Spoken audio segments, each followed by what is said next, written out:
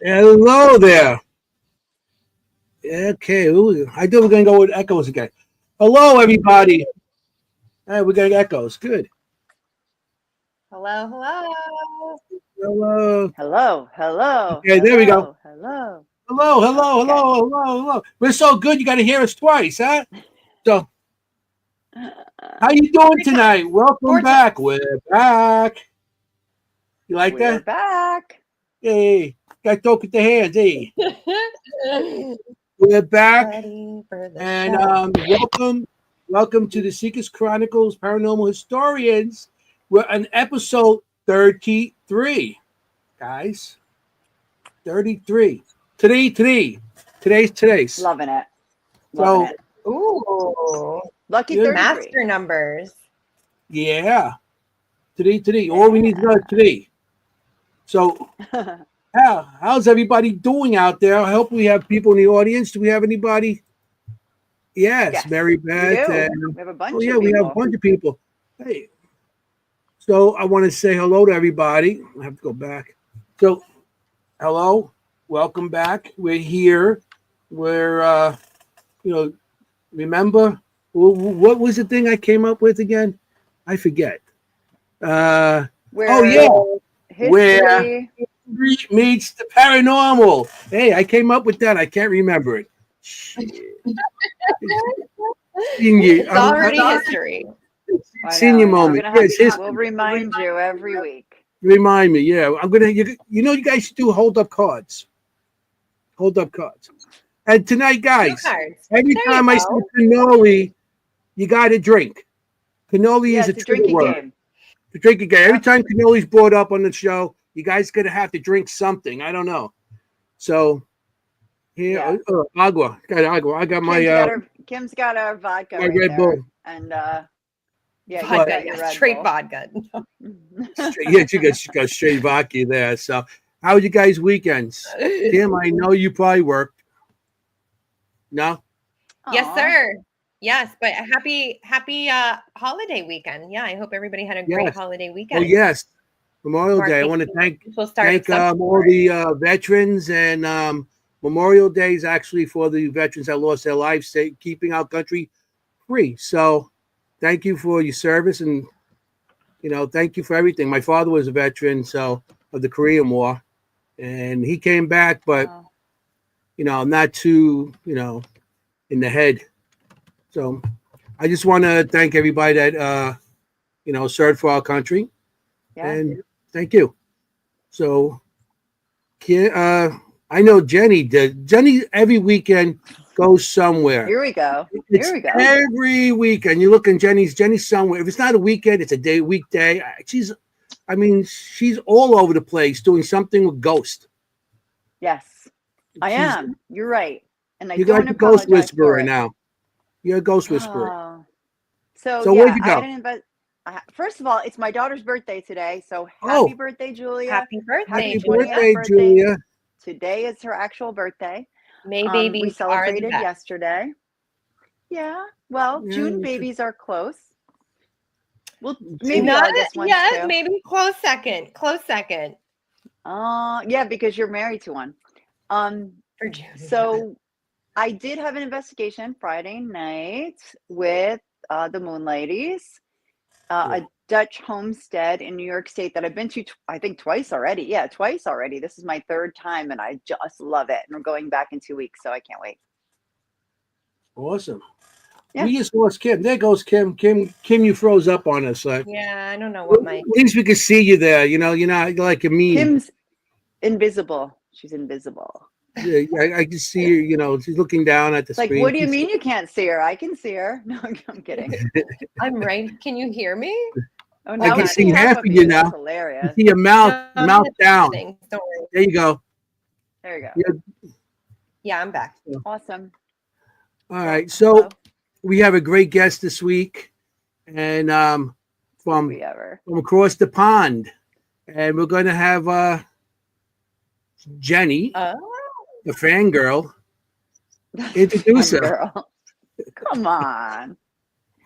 I truly am. So this is exciting because not only do we have somebody from across the pond, but she's actually live right now. So that means she got up in the middle of the night, in the early morning hours to speak with us. So let's give her a little extra love tonight. We have amazing author and investigator Penny Griffiths Morgan. Welcome. Hey, Penny. Hi. How could I not? Hello. How could I not set my alarm when I get invited on with you awesome guys? I mean, come on. But yes, it is 1:05 in the morning. It is 1:05 in the morning right now. Yeah, but she's good now, but let's see what happens. Yeah, give me a couple of hours when you towards the end of the show, and I might be like, her head will be on the desk, and we'll be talking amongst ourselves now. Yeah. Don't worry, we will understand. We'll see the top of her head, just like this is the top of her head. Oh, okay, she just dozed off. You can take a quick nap here or there if you need to. You never know what's going to happen. You never know. On this show, no, you never know. Air horn. We'll ring a bell. Set up an air horn. Lots of welcomes coming in. Melissa Just says in case. welcome. Jess says welcome. Todd and Carmela say I'll wake hi. up. Penny. Yeah. No, The we let her Cocos, sleep the if she needs to. Cocos. I'm just going to answer Todd and Carmela's question. The Skittles, no. The 15-year-old discovered he liked them and kept nicking them out the fridge. So I'll have to get some more next time I come over. And the Hershey, I think I've still got 2 bars left because I hid them. So my husband and the 15-year-old couldn't eat them. So wait, were they freeze-dried Skittles? I have to know. Yeah. Okay. Because we don't get them over here. They very No. kindly. I was in the States a couple of weeks ago because I was invited to be a vendor at Penhurst at the Paracon, which was amazing. And the guys were going to bring me some food. And I have to tell the story about this, by the way. They were going to bring me some food and they were going to bring me a pizza. But I just couldn't stomach food all weekend for some reason. So they'd heard in an interview I'd done before that I loved Hershey's cookies and cream. And so they bought me a couple of bags of that and they bought me those freeze-dried Skittles to try.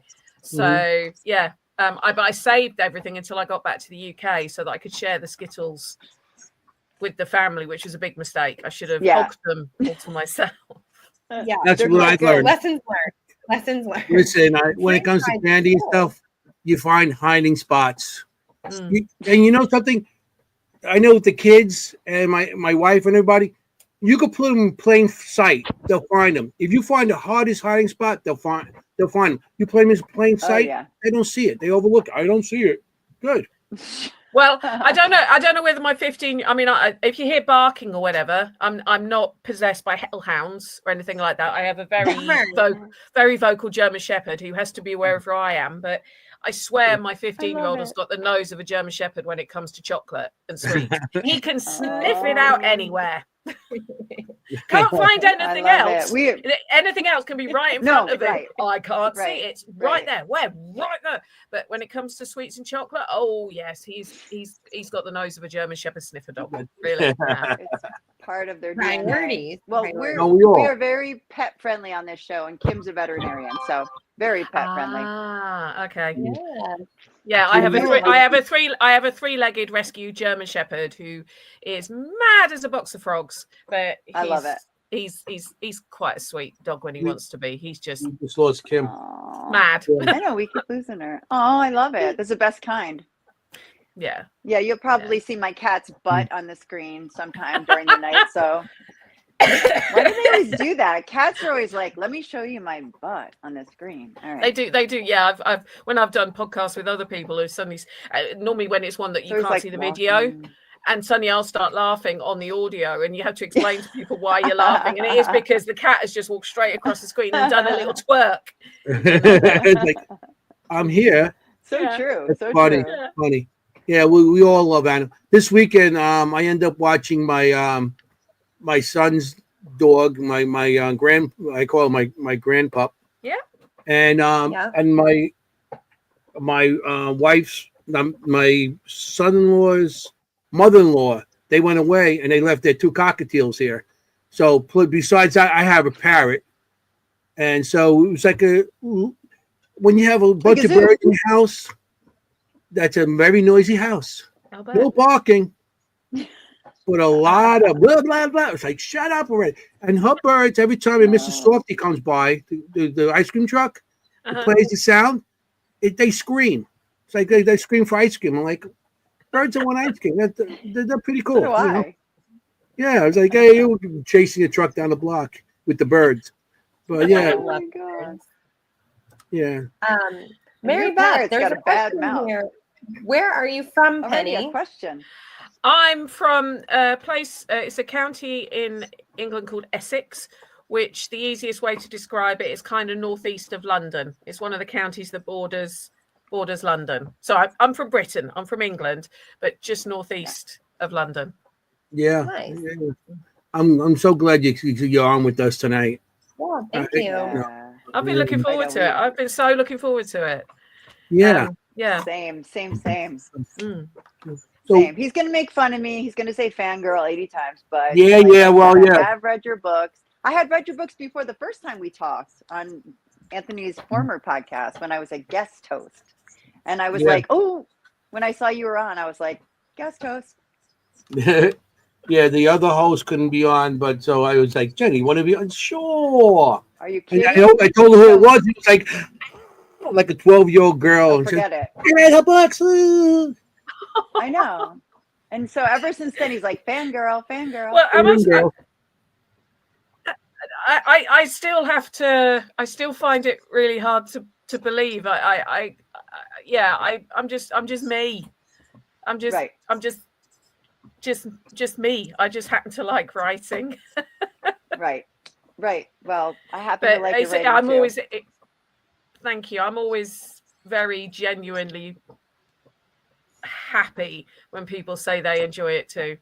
Yeah, I am genuinely really, really happy. It makes, when I wrote my first book, I thought if 2 or 3 people buy it, then great. And I still feel like that when I launch a new book. If a couple of people want to buy it, then brilliant. Right. But it's more than a couple. And I still have to pinch myself. Yes. That's awesome. So what are these books we're referencing? Do you want to talk about them, Jenny? How many are you on now? 6. Okay, I got released picture. 6. One. Is this all the Which one? ones? There's another one to add to that. The newest one, Becoming Peggy. I haven't updated my banner yet. Yeah, this is the newest one, Becoming Peggy. This one. Okay. I read about it, but I don't have it yet. And well, it only came out about a month or so ago, and it's my newest one, and it's sort of semi-autobiographical, because one of the things I got asked a lot by people is, why can't we learn more about you? And I was like, and so my nickname, the guys who run Haunted Magazine in the UK, Paul and Andy, they nicknamed me Peggy because my initials are PG, and it kind of stuck. And I thought you can either fight them or you can join them. So they do call me Peggy at times, and that's why I called the book Becoming Peggy, because Peggy's like Sasha Fierce is to Beyonce, Peggy is to me. And it's that one. So it kind of talks about where I kept some like major life events, things where I grew up. So it's still a mixture of history and paranormal, like all my books are, but it's not. It's all stuff that's very, very personal to me. I mean, there's one of the most impactful events ever on my life. And this isn't meant to create sympathy from anyone. It's just the fact, was when I lost my sister when I was 22. Right. And so there's a chapter on that and some of the weird stuff that happened to me after that happened. And all I'll say for anyone who's not read it yet, there's a bit about a kamikaze mirror, which you I still can't explain it. When you read it, you'll get what I mean by that. So that's the most recent one. So yeah, I'm up to 6 now. What? Wow, that's amazing. When did you start writing? I wrote the first one in, I think it was 2018, My Haunted History. I've always wanted to write. Them out every year.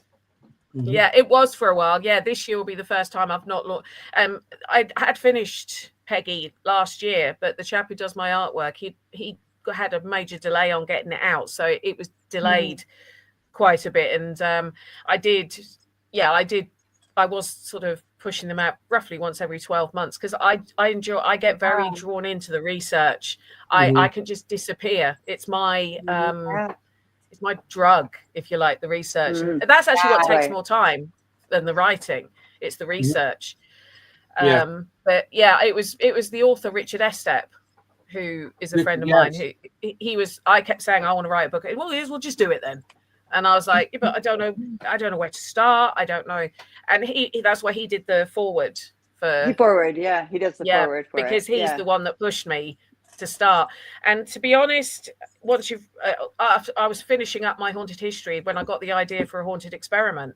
So, and now I have a long list of ideas of books that I can gradually I am sort of sounding out my next one. So I am sounding out now number 7, what it's going to be about. Yeah, that's how it goes. Once you get the first one, keep on going. Yeah. I think for some people, other people sort of like, oh, I've done one now. Right. That's it. That's my list ticked. But no, it's for me, it's a bit like tattoos. I'm just going to keep going. Until I can go no more. So I totally know what you're talking about when you get lost in the history. It's one of the favorites. I don't even know why I like going into the history books and like going into the weeds and stuff. But it's like the small, like when you can put two things together and you can line up the story with what people are experiencing. I swear to God, there's nothing like it. So I remember one time I was in, I don't know, a historical center in, I think it was in Somerville. Anyway, one of those places, not Somerville County. I don't know, whatever, somewhere down there. And I'm looking through this book, right? And it's typed up. So it's that old font from like 1960s, 1970s, maybe 1980s. And I'm just looking through, and I had just communicated, because I'm a medium, I'm communicating through with a Native American. And the Native American, this town, was telling me that there's caves there. And I was like, caves? I'm like, that's so weird. It's New Jersey. Like, there's no caves in New Jersey, right? So literally, as I'm in this historical center, I'm turning the page and it says Indian caves, because that's what they called them back then, but Indian caves of Mountainville. And I literally jumped up in my seat, and everybody's like all in their research. And it was so exciting to me. So I totally know what you're talking about, Penny, when you're talking about like getting that information, which is there. You just have to put the time in and put the pieces together. Yeah. And you have to, I think you have to want to look for it. I know when I go to, if I'm doing something that's local, so I can use my local archives where I live. It's only about 2 miles up the road. So anyone who wants to do research, find where your local archives are. The amount of information that is stored in those places is mind blowing. But I'll like go at say 10 o'clock when it opens. And my husband will go, when will you be home? I'll be home in a couple of hours. It's 10 minutes up the road. No. and it gets like 4:30 and he's messaging me going, are you coming home? It's getting dark. And I won't even realize, I even though it's all glass front and everything, I'm so engrossed in what. And I have been there and done the thing when I found that key thing that just clicks everything together. And you can tell the people that used to doing that because they look and smile. The people who are there for just because they want to research family history and they don't do much research, they're like, but like the archivists, they'll know because I've talked to them before. They said when they see someone, they know that they've found something that is vital to their I do genealogy. I did my genealogy. I've been doing it since '86, so I know when I used to have to go to the just in the city, the library in Manhattan, and the microfiches. And then Newburgh. I have different places. I couldn't wait. I joined Ancestry.com. That's when stuff started coming in faster because you couldn't. How many times you got to right down the road? For me, I got to go into the city. I got to go everywhere to get my stuff. So I'm like, so when I got Ancestry.com. And you're right, how you get involved. I'll start at night and start looking for stuff. And it'd be like the sun's coming up the next day. I'm like, oh, wow. You get so involved. And then you find out one piece of information. You're like, I understand that. Yeah. I'd like doing research also. I mean, And it then is amazing how much stuff is digital now as well. Oh, That, sure. that, you know, when the fact I can research US stuff without having to leave the UK, because so much of it's digitized. Same with like UK stuff. I don't have to go to the archives in like Manchester, which is up in the northwest. As much as I do love though, because I do love touching the original. When I was I was doing something on our local workhouse in Chelmsford where I live, and fortunately a lot of their documentation, sort of, we took the 19th century here, it got destroyed, but they still got a few of the sort of books, and I'm touching these books. When I went to I was doing something on the Chelmsford witch trials for someone, so I went to our National Archives in London, and I am touching the trial scripts from the 1600s. I'm holding these documents in my hand, and you're just looking at it thinking, I mean, apart from that, the energy that was coming off them when I'm reading all these women's names, but just touching it thinking, this was written in the 1640s. That's the mind-blowing thing when you hold. It's great to see it on screen, but when you actually hold and touch these documents in your hand, I always have a moment of whoa every time I do it. It's it's a privilege to be able to do that. That's amazing. That's awesome. Yeah, we all kind of held our collective breath there as you were saying it, so we get it. We get it. We were like, wow. Yeah. So these are I'm going to show you books again. If anybody wants to get her books, you get them on Amazon. These are the names. I'll leave it on for a couple of seconds. So everybody wants to write any of the names down or remember them. Okay. Start writing now. That one's really drawn to me. The Elements of Cooking Forest. Let me tell you something. That's my favorite by far, to the point, Penny, where I actually went on my own, did my own research afterwards. I actually looked up some of the things in it myself and went deeper into them. Yes, you inspired me. That's what I want people to do. I was talking to someone about this weekend at I saw Todd congratulated me on my award that I won this weekend. We're going to talk about that. Yeah. But I was talking to someone at that event this weekend, and I was sort of saying that my books they've got just enough history in that if you're not particularly history orientated, there's just enough that should make you go, didn't know that. Interesting. If you do, but not too much that it's overwhelming. I want people. My biggest compliment is when someone comes away from coming to one of my talks or listens to my podcast or reads one of my books and said, "Do you know what? I used to think history was really boring, but it's actually quite interesting, isn't it?" That to me is the biggest compliment. It's the biggest compliment. And so I don't give you every single thing, but what I try to do is give you enough sort of threads that if you want to learn to research yourself, there's enough for you to start pulling. So what you've said, Jenny, has warmed this old woman's heart. I tell you, my black heart is almost melting at that. Stop. You like the Grinch.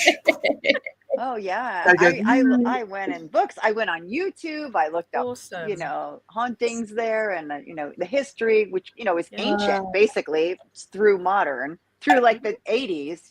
When you have bodies being found. It's hundreds and hundreds and hundreds of years. Yeah, I mean it's been inhabited since the Anglo-Saxons. Yeah. So we're talking, the original ADs, if that makes sense. Right. Like, so even the Romans were there, and it's my people. No, not your people. Hey, no, I'm not my people. They're the boot. I'm from Sicily. My family's from Sicily. I'm from America, but my family's from Sicily. Yeah. So we're not really we get it. But yeah, that's what I love. I mean, I know a lot of people when they say to me, "You're so lucky in England that your history goes back such a long way," and I say, "Well, so does yours. Ours was documented. Our documented history possibly goes back further. Yeah, everyone's history. There was a history there where it's just not been documented. But no, Epping Forest was the reason that book came about. If you're interested, is the first episode I did of Help My House Is Haunted. I didn't know what they'd need. I didn't know what they'd need. So I like to over prepare. and I came with this stack of stuff that I'd found out about the area that they were talking about, and that was part of Epping Forest. And it was Jane Harris, who is one of the presenters on that show, who wrote the foreword to Epping Forest. She was leafing through it. She's a good friend of mine, and she was leafing through it, and she went, "You need to write a book on this place." And Epping wasn't my next book that I was planning. I was planning something else, and I just thought, "Oh, she's right, actually." So that's where, because I've found so many things out that weren't well known, and I thought that's what I like to talk about. I like to talk about the stuff that people may not have heard of, and like the story of the lady in there with the 2 children and the stream, and a lot of people were sort of very anti her when that story was on Help, and the medium was like, "Do you not realize she was trying to help them? It may seem she wanted to take her own life as well, it just didn't work. She wanted to go to the afterlife with them." And you know, we had no medical services that back in the late 1800s. She and her story, as you've read the book, I do a lot more of a deep dive on what happened to her. And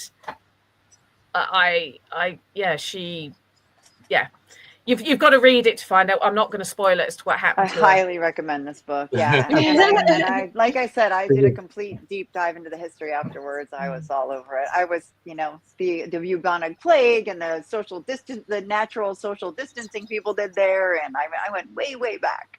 Yes. Yeah. See, that's what I love people to do. Is once you discover that love of learning and that love of researching, it won't leave you. It won't leave you. Yeah.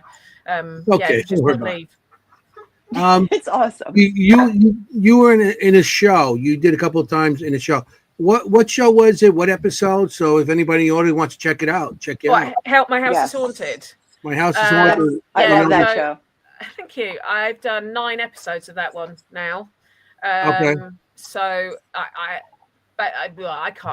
honestly can't remember all the different ones I was in of it. So I've done 9 different. What they tend to do is they have Help My House is Haunted and then Celebrity Help My House is Haunted, and they have a different historian for each episode in a series.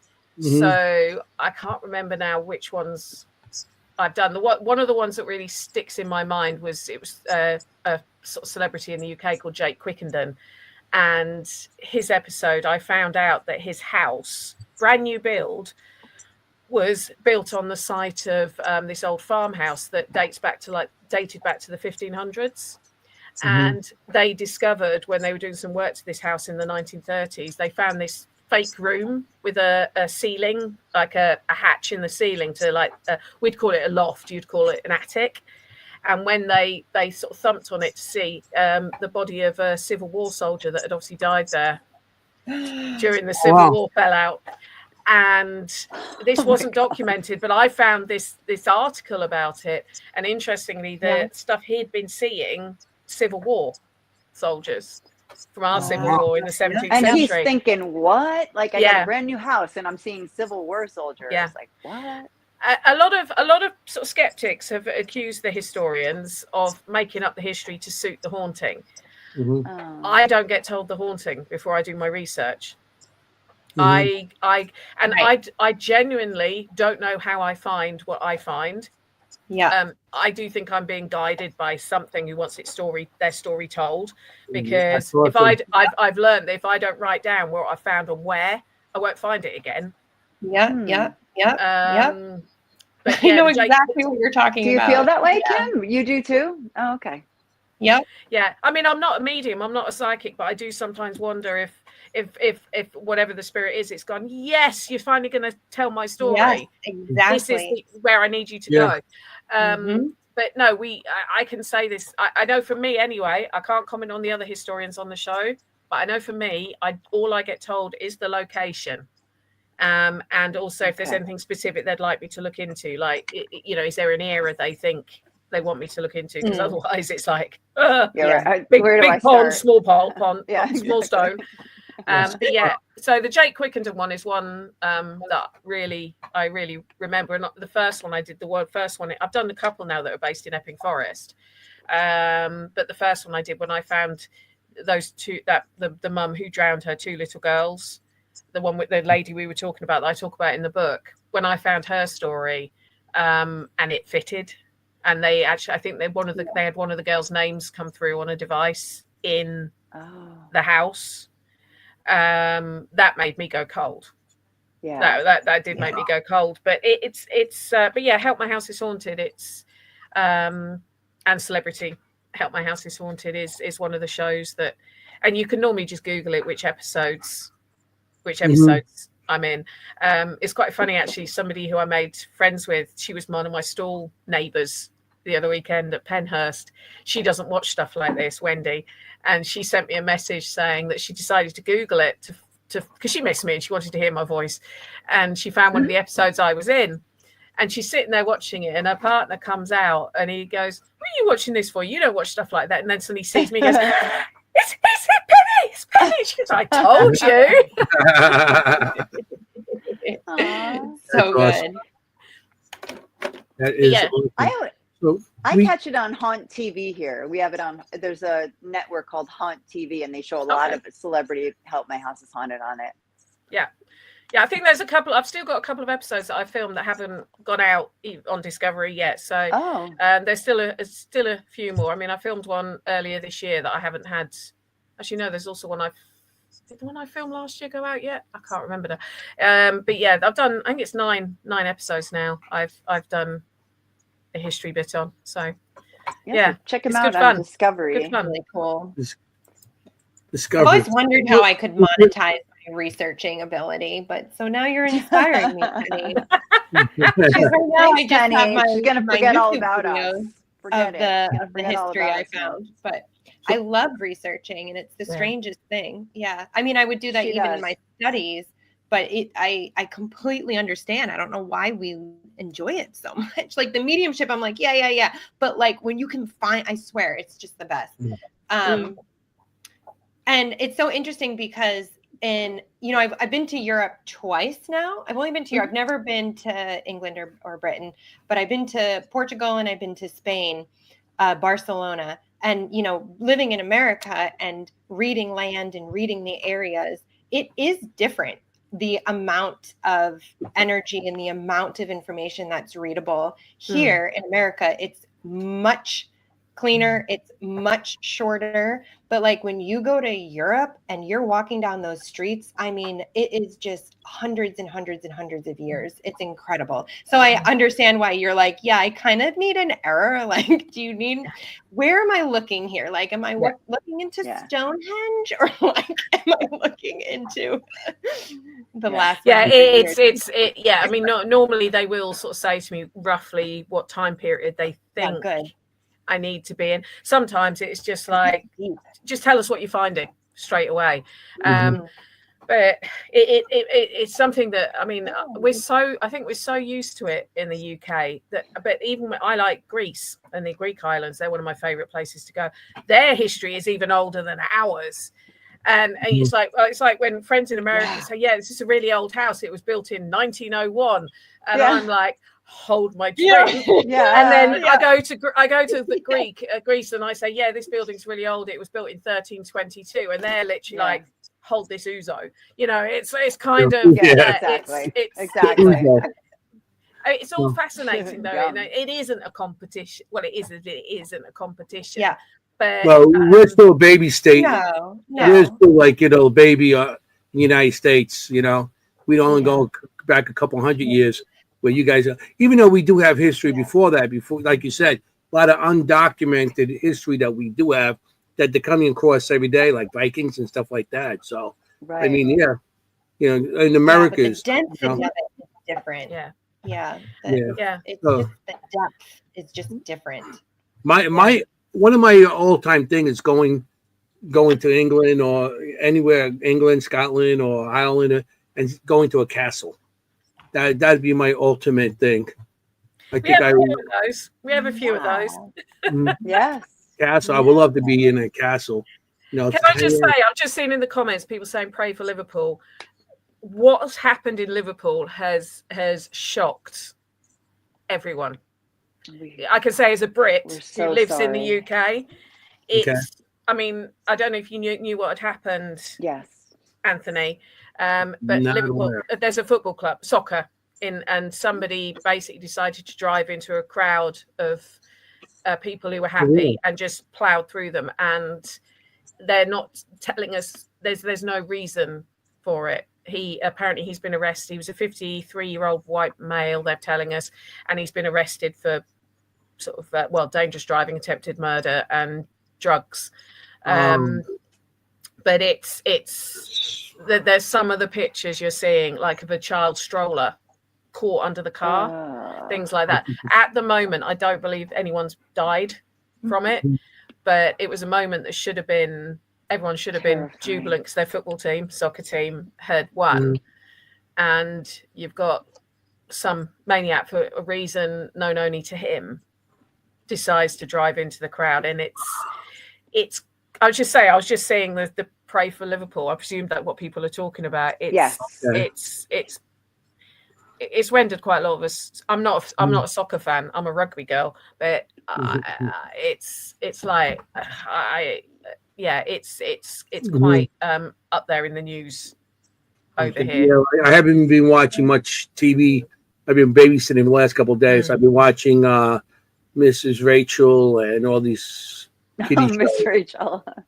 Yeah, my mind is like Google Gaga right now. That's good. Ours was Peppa Pig back in the Peppa day. Pig. Yeah. That's before my time. Sorry to change the subject. It's just I've seen the comments coming through. Of course. And obviously it's a thing it's in my country. I mean, so Liverpool's quite a long way away from me, right. But it's still something that happened. Yeah. I understand that. It's terrifying because it could happen anywhere. And unfortunately, we're a little, we have so many acts of senseless violence here in our country that, we're like, unfortunately, some of us get desensitized to it, and you can never do that. It's just, like you said, it's a stroller, I mean, it's just the why. Yeah. I mean, they ruled out he wasn't a terrorist quite early on, but it's like that, but it doesn't even help, does it? No. Yeah, but why? No, but it's something that's hitting. I'm kind of quite surprised it's hit the news at your end as well. I didn't, but it's been headline news for a couple of days. Was that just me? I got lost out there, or what? Or was everybody? Are you back? Just you. Yeah, everything went frozen on me. I don't know what happened. It's been blipping out at my end quite a lot. Everyone's dropping every so often, really? And usually I don't have that problem, but okay.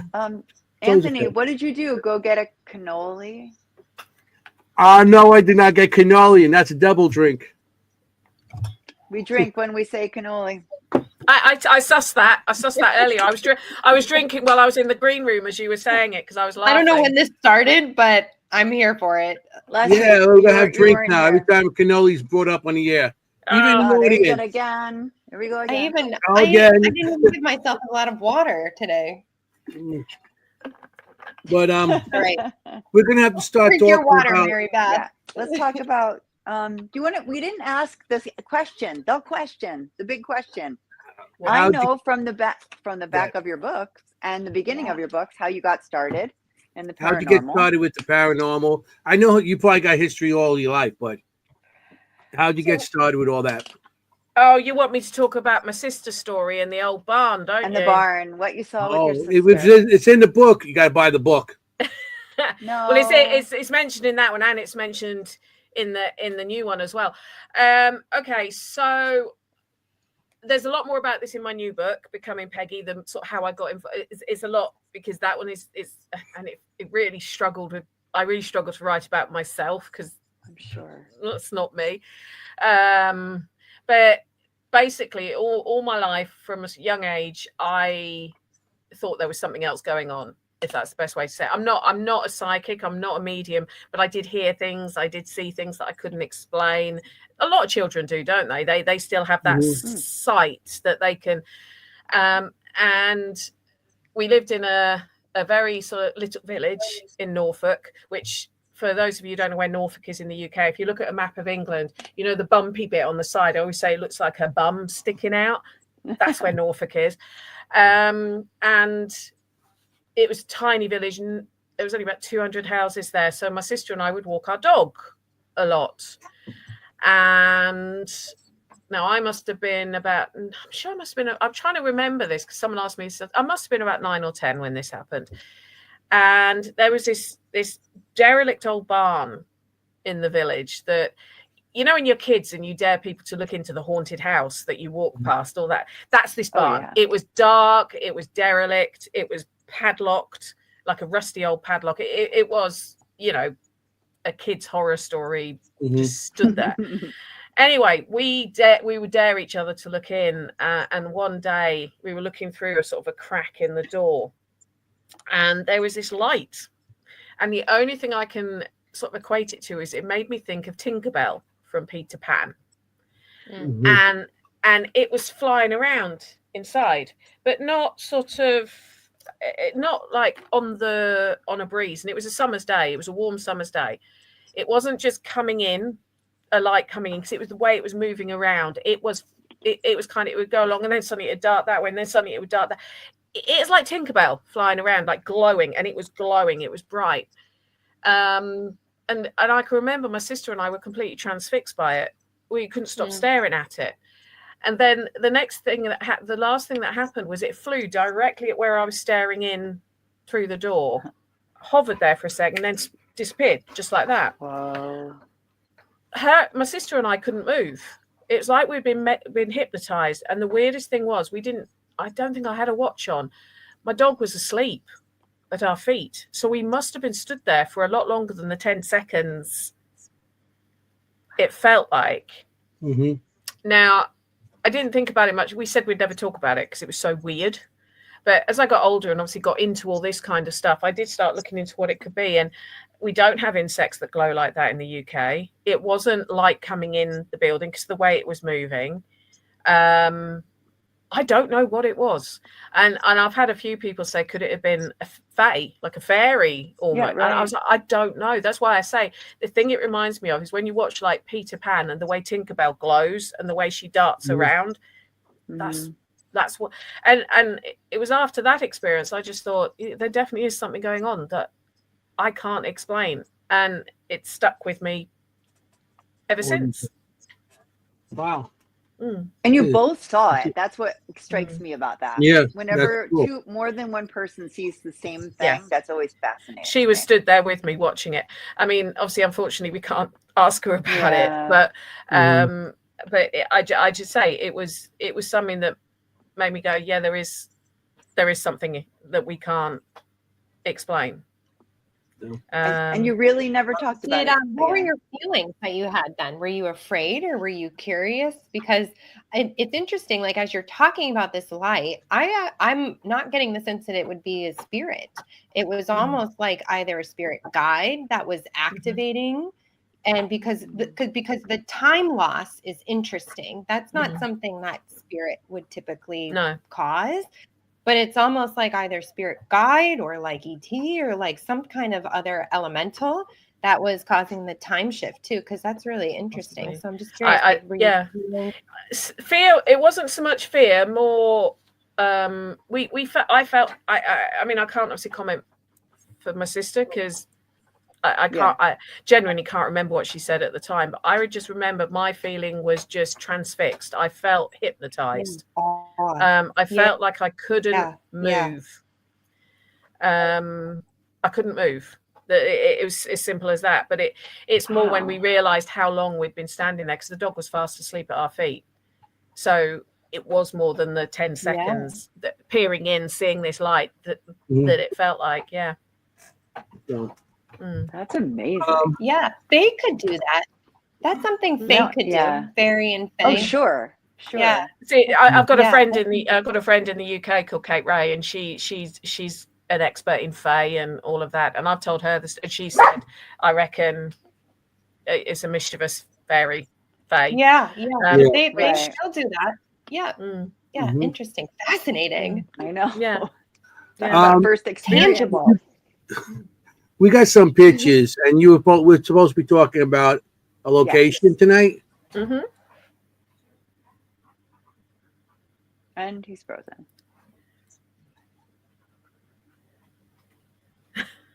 Anthony. I presume show us the puppy is someone wants to see my dog. Is that what show us the puppy means? Okay. Yes. Come here, you. Let me see if I can get the camera down. There you go. Oh, he's so big. Yeah. That's that Loki. big boy. That's Loki. Loki. Good name. Yeah, he fits his name. He is the god of mischief. Yeah. Even only with 3 legs. For sure. Wow. I love it. He's a There you big go. boy.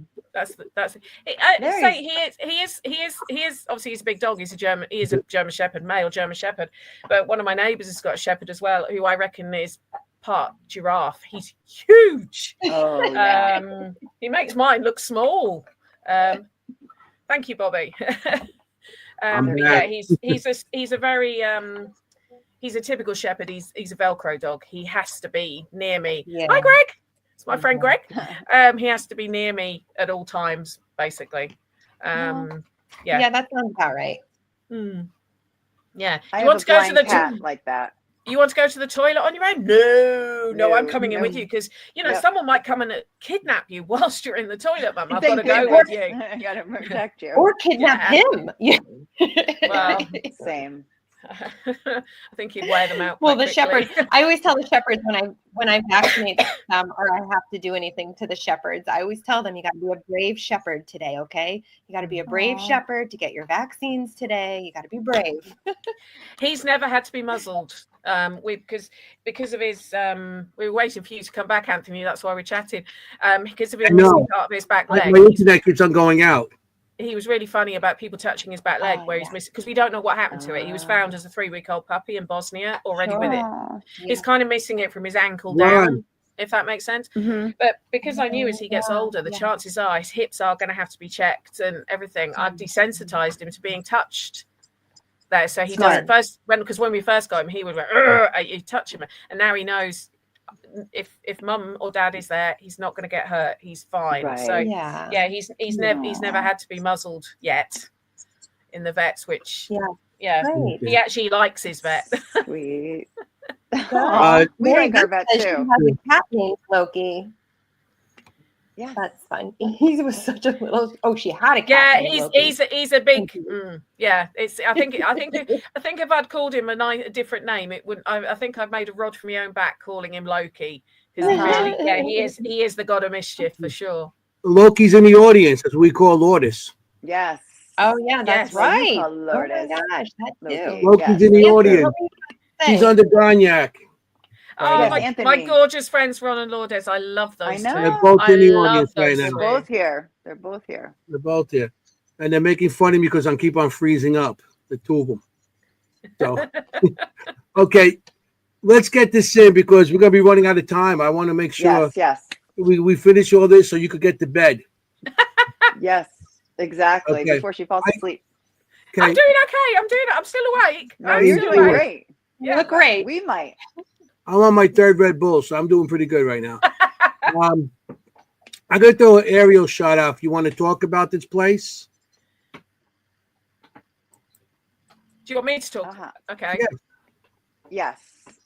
I don't know anything here. This is that from your place? first book. Yeah. So what? I don't know how much information you want me to give on it. Whatever you want. As much as you like. Yeah. Whatever you want. Oh, so you do want me to tell you what it is and why I like it and everything else? Yeah. Everything. Yep. That's what we do here. Okay, Adam, it's nearly 2 a.m. in the morning here, just to let you know. So Adam's just said, what is it 1 a.m.? It's what, 1 a.m.? No, it's nearly 2 a.m.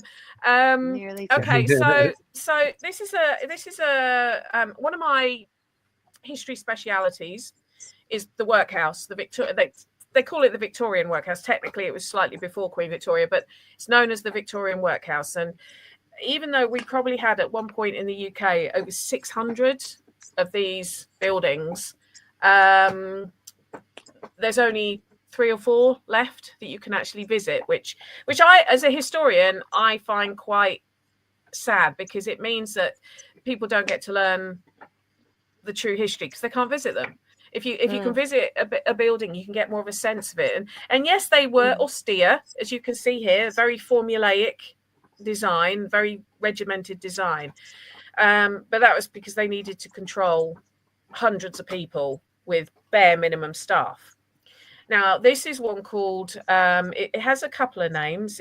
It's well known more as somewhere called Gresson Hall Workhouse and Farm.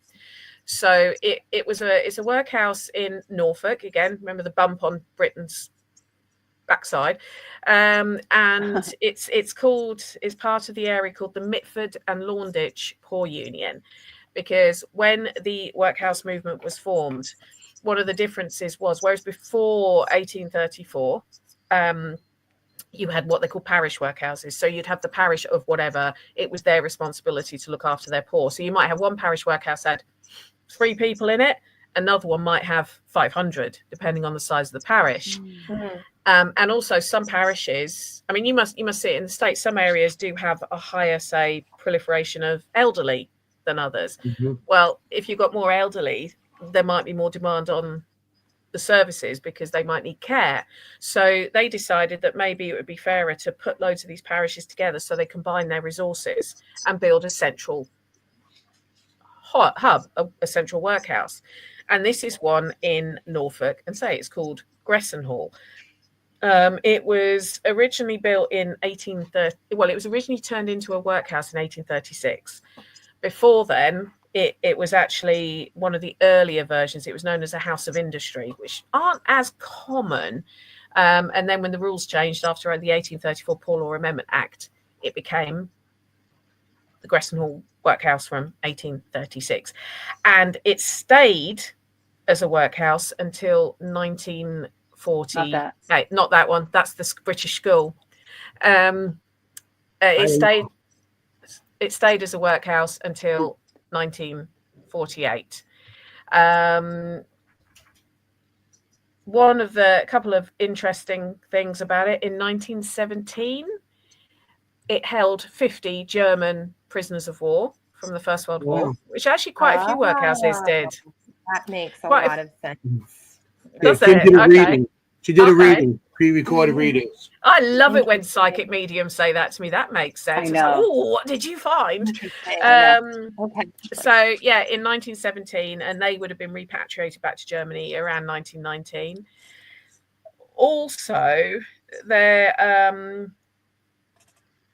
actually built some additional cottages in 1853, whereas the when you went into the workhouse, everyone was segregated. So children would go off in one bit, men would go off in another, women would go off in another, and they'd differentiate between if you were able-bodied or not. And a lot of people, oh, that's awful, husbands and wives were separated. Well, why do you think they separated them? They had no contraception. They wanted no more babies. They didn't want more babies to handle. So, but then in 1853, they started saying, well, if you're an elderly couple, you can share if you want to stay together. And they built these sort of small cottages called Cherry Tree Cottage at the workhouse. And I've had a few experiences. That's it. That's the one. Yeah, that's Cherry Tree Cottage. Very nice. And that's one of the ones I had some interesting experiences in when I investigated there. So whereas everyone thinks it was very harsh, and yes, it was harsh, they were trying to make it easier, because obviously the figure was an elderly married couple aren't going to be able to have any more children, so we can let them stay together if they wanted to. If one of them didn't want to be with their other half anymore, they didn't have to be. I was going to ask. Sorry. I always find that quite amusing. You don't want fights either. No fighting. No. I love that you bring this up about the workhouse, because I just recently went to Trans-Allegheny Lunatic Asylum for the first time. And one of the things the guide said was, try to understand, some people did get better. People don't talk about that. No. They don't talk about the people who did get better, who needed to be here, who did benefit from being here. And it's not all darkness, that kind of thing. So I mean, think about it. There was a farm right next door, right, where they worked the land. Like, so, I mean, they were fed. These are very, very poor people. So it's not all, we have this awful view of it. But I love that you bring that up in your book. I mean, it's not something I particularly want to have to use myself, because I like my independence. But, there's an awful lot of people, oh, it's awful, they were thrown into. No, you were never thrown into the workhouse. You had to be admitted. And, it's it's very well saying, well, couldn't they have just given them money so they could stay outside? Well, they used to do that, and they couldn't afford to do it anymore because, you know, they it's not like they had computer systems to regulate who got what, you know. And yes, the diet wasn't great, but then again, it was designed to be. They didn't want people wanting to go in there. They didn't want you couldn't. Right. You didn't want to go in there. It was your last resort. And so that's why they made it as unpalatable as possible. It's also why they created such a stigma about the workhouse, because if you create a stigma about something, a lot of people go, oh no, I'm not going to do that, I'm going to do that. So it is the ultimate, you're kind of forced in. I mean, I have my own personal family story about the workhouse, which you've probably read, Jenny, that I think it was my great-grandmother on my father's side. Her husband died they were in their 30s. He was a foreman in a steel mill up in the northeast of the UK, and he died unexpectedly. They, at the time, in sort of 1920 something, they didn't really know what it was, but looking at it now, I would say it was fibrosis, because he worked with steel. I think it was, you know, like a lung cancer from that. But and she was given 48 hours to get out of the tied cottage that was part of his job. 48 hours with 3 children under 6. Wow. Her mum lived in a 2-room built apartment. She was like, I can't have all 4 of you living here. And so she decided that she was very good at sewing. And so she went to what would have been the poor union and asked for a loan to buy a sewing machine so she could make money whilst the kids were there, because she couldn't go out to work. She had 3 children under the age of 6. And they said no. They said, your only option is the workhouse or nothing. They wouldn't give her this out relief. She basically was like, well, no, I'm not doing it. And so found herself a job as a housekeeper for a gentleman who said she could live in his house with her 3 children. And they ended up getting married. But the point was, that's like a Jane Austen novel. Isn't it just? Isn't it just? And it's a true story. The good one. But she, you know, the point I make is that when people think you're forced, well, she didn't want to go into the workhouse. She had to find another way of doing something. I don't know. Everyone was that fortunate, but it just shows that it wasn't. They basically made it as bad as possible, so that you would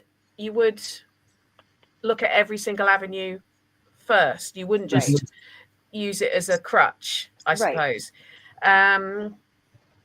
But yeah, the food. So, I mean, when people look at the diet, and there was a mandatory diet set for people in the workhouse, that it was set from like government, so that they knew that this was all stuff that evolved, because there were scandals to do with workhouses. There was a big one called the Andover scandal, where the master of the workhouse there was stealing. You would get given the correct allocation of food for how many inmates you had.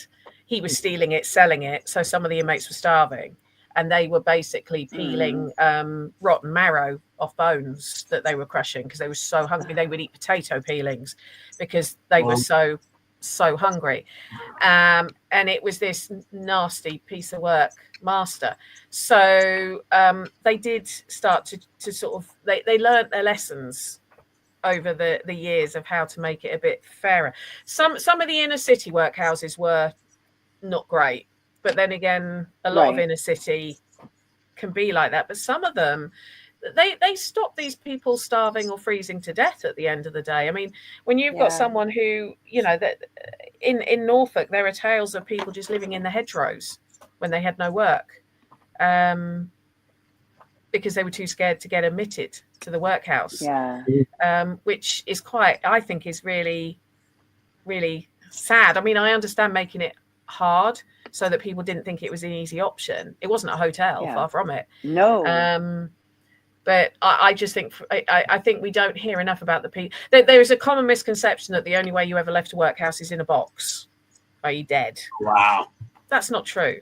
I've looked at the logs. I mean, I've not looked at every workhouse in the whole of the UK. There were 600 of them, but I've looked at the one for Chelmsford where I live, and I can't remember what percentage it was, but I'd say the percentage of people who left because they were in a box, 20%. For the 3 years I looked at. you could discharge yourself at any time. You could ask to leave at any time. It's not a prison. Exactly. It wasn't a prison. And actually, the only reason it took people 2 hours to leave on average was because their possessions were stored off site. And it took them that, obviously, we didn't have cars then. So they'd have to send a horse and cart to get their possessions and bring them back. Mhm. And you could leave. There was no, the only rule was if you came in as a family, you had to leave as a family. A bloke couldn't just leave his wife and kids at the workhouse fair. and Yeah, bloke. I like that. Bloke. Otherwise, it would happen. so Probably bloke, a lot. man, husband, Bloke. father, well, Bloke. yeah, Yep. geezer, dude, geezer. Somebody, bloke, tomato. Dude. Tomato. Kim, why don't you play what Yes. she before you went ooh, so you guys so she I could would go love to. ooh. Well, Please do. Well, we don't in her tell Kim readings. anything. I sent her a To couple. be I fair. sent her 2 of your pictures, and she did a reading Right. on it. But we don't tell her anything, just like you don't get told anything Yeah, for she that didn't show. know you Like from the nothing. UK until She today. doesn't know the guest. She doesn't know the location. She No, doesn't know but anything. And then this is what I love is because what you're telling me makes so much sense of what I was Cool. seeing. Brilliant. So this is let's hopefully do it. hopefully more of this will make sense to you too, and you can help. Okay. Okay, we have another location for our guests this week and for our viewers. I was given 2 photos, 2 black and white photos. This looks like the front of a brick or stone building. And as I tap into this location, something here about a royal guard. Either there are officers on guard here, or this would be a place of a police station. I'm also, gosh, this is quite a depressing, isolated place.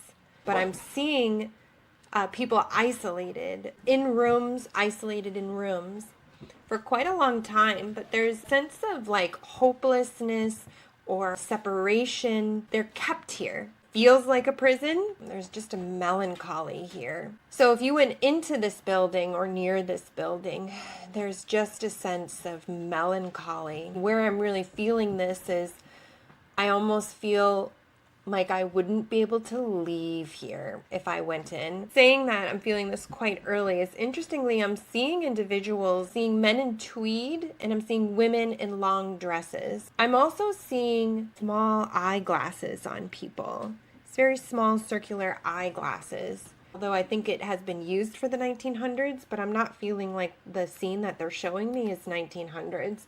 I'm feeling like this would be earlier into the 1800s. Thin. Everybody's very thin, hollow, and just like. Yeah. Wow. Then because they're not eating right. That's just Because they're hungry. yeah. That's only one. You Yeah. want to do Do another you one? want me to do all the videos? Yeah. Or you want to share anything on that, Penny? I guess I'm we're just trying to figure out I'm how to making share, like, notes. with the goal. I'm making notes as the video's going through, so it's up to you. Go ahead, continue through because I don't want to. I'll make sure you got your Okay. things. We got more things. So Okay. Yep. They're bringing my attention to the courtyard here. And what I want to say is I don't know if there have been paranormal experiments here, but I want to say one that would be very good to try is actually to clear the sand on the ground or place flour on the ground. I don't know why they're bringing this up. Flour on the ground and look for footprints, because you will see footprints that are not made from the living. They're out in this courtyard, or they're even saying maybe even into the hallways. So I want to say specifically adding flour or baking soda, something like that. You might actually be able to catch footsteps here. That's really interesting. 1800s, but I do believe this is on like land here is actually not even that great.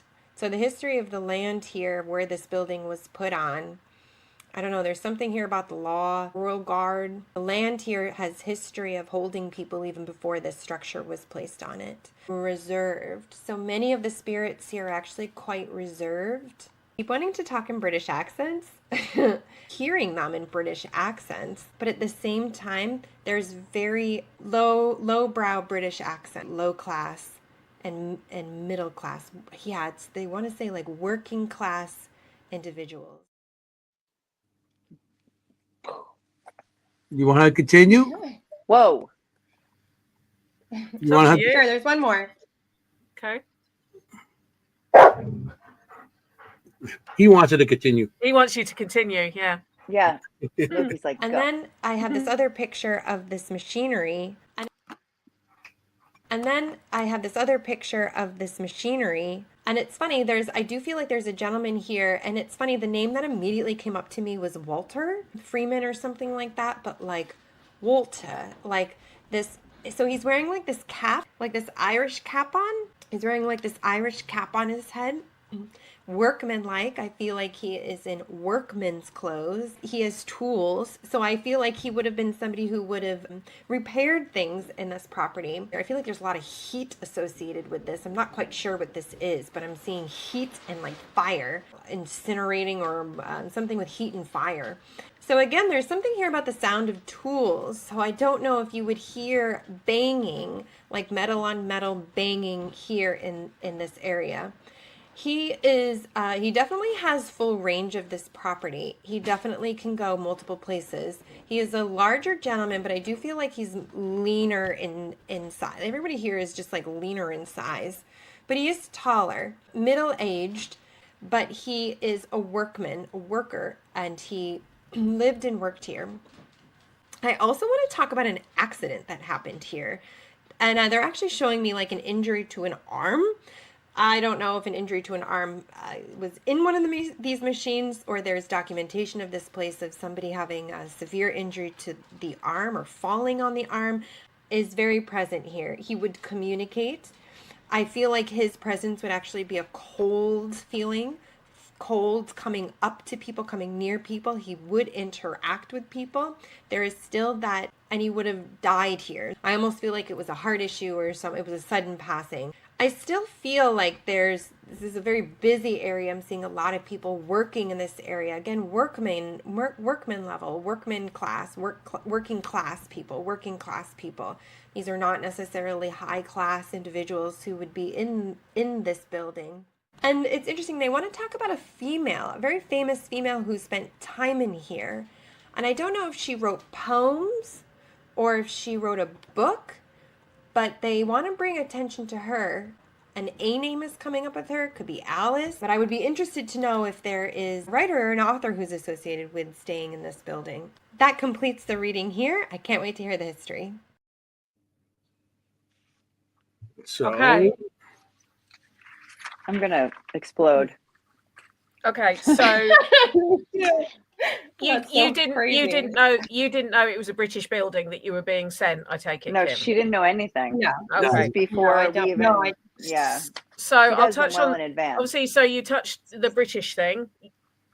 Obviously, spot on. The lower class accents. Yes, again, it would have been working class people were more likely to go in there. The interesting thing, the other picture you were looking at was the laundry building. It was the laundry. That furnace type thing was part of the laundry. So and what's I don't know about any famous women who were based there. However, I've written down that you said the name Alice. When I did an investigation there, that was the name that kept coming through on our spirit box. The name Alice. That name kept coming through.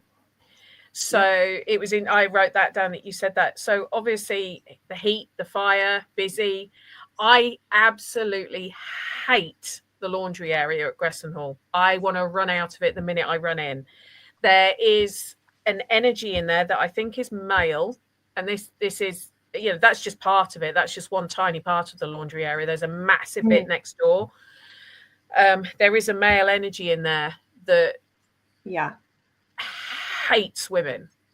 And I felt it. And interestingly, one of the investigations I did there, we were using like night vision goggles, and we had a male leaning over us on the table. We could see it through the goggles. Tall, right? But tall. I think so from memory. Yeah, but I just hate it in that area. Even when I first visited there as a museum 13, 14 years ago, I walked in that area. I remember with my mum, and my eldest was about 2. he proper looked like Oliver Twist back then. I hated it. I had to walk out because the energy in there was just so oppressive. I felt unsafe. I felt unsafe in there. So I don't know of any specific arm injuries or whatever, but we're talking a 19th century laundry facility here. It wouldn't surprise me. It would not surprise me. Yeah. Any kind of movement on a machine could, take off an arm, a finger, or even kill you. Yeah, exactly. Exactly. What you mentioned about the sense of depression, isolation, hopelessness, etc. Yes, that is a lot of the words that people would use because they'd had to go into the workhouse, and it was the ultimate shame having to go to the workhouse. They would feel that it was hopeless. They would never get out. They would. It's not that they were told they could never leave. Quite the opposite. But it is kind of like the last resort, and it wasn't until sort of later on in the 1800s that they started almost having work programs for adults to try and find work, because it was one of those catch-22s. You go in there because you haven't got any work, yet you're not allowed to come out to find work. What they did used to do is with and this isn't necessarily a good thing, with the children, like once they got to about 14, 15, they would try and place them in like service, so like maids and everything else to try and get them off that poverty trap.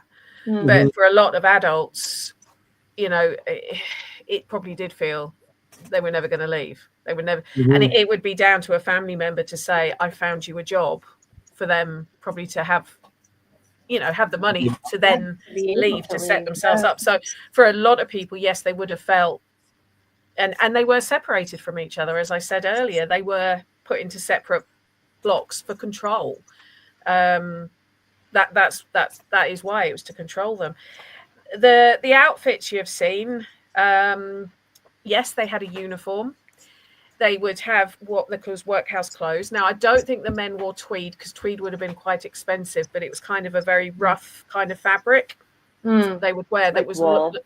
It was to be very long wearing, because obviously when you left the workhouse, you gave your uniform back so it could be cleaned for the next person. And again, this sounds quite barbaric that they made them wear a uniform, but most of them came in, their clothes were falling off their backs because they were so, they came in barefoot with clothes that, for some people, it was the only time they actually had clothes, so they did have a uniform, and the women did wear sort of like ankle length dresses with a pinafore to keep their clothes clean. They were working. So yeah, a lot of that makes an awful lot of sense. The courtyard thing and the flower and the footprint, I've never tried that because it's a museum and they'd probably be a bit funny about it. Oops, I spilled my flower. Oh, sorry. However, let me tell you one of the things that happened to me in Cherry Tree Cottage, the bit where the elderly people were put. I was in there, and there was the gap. It was like 1 o'clock in the morning, pitch black. It's like January, so it's my dog was doing, he was shredding something down there. Gap under the stairs, and I saw 2 feet walk past the bottom of the door outside, and I opened the door and there's no one there. And you mentioned about, sorry, you heard the footsteps.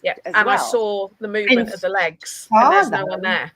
But it was the fact you mentioned about footprints. I saw 2 feet, the shadows of 2 legs walk past the bottom of the door. Well, then if you could put the flower there. Oh my gosh. Maybe.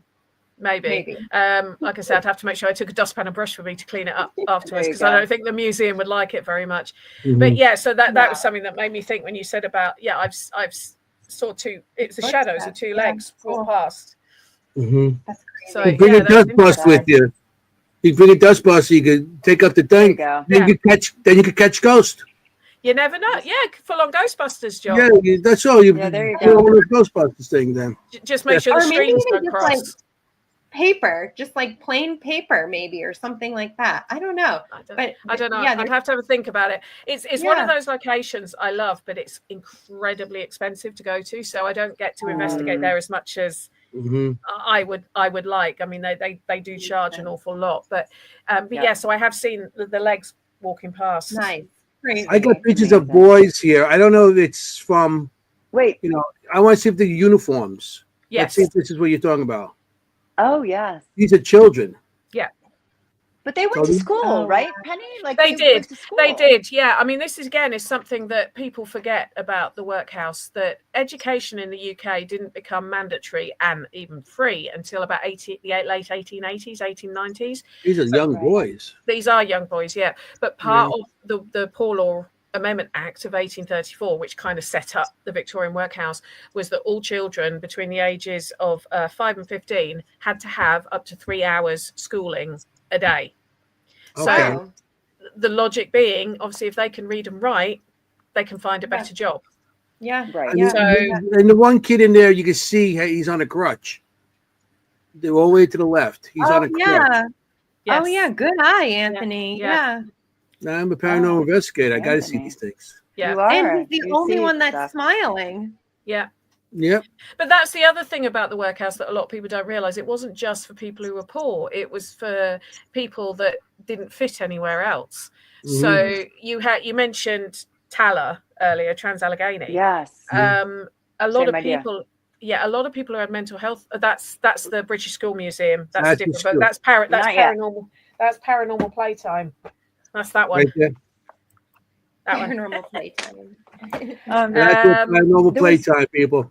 Yeah, There's that's one other thing, though, that Kim said, Penny, that struck me. In your book, you talked about the bang in the laundry. She said something about a loud Oh, noise, didn't yes. Yeah, like metal on Yeah. metal, or yeah. Yes. Thing. Well, I mean, it would have been loud in there. It would. I mean, you can imagine all the machines going Right. and everything else. Mhm. But yeah, when I was investigating them, a couple of us were sitting on this really solid oak table, and I mean, I'm talking solid. Like, I'm pretty strong. I couldn't even shove it. It's that solid.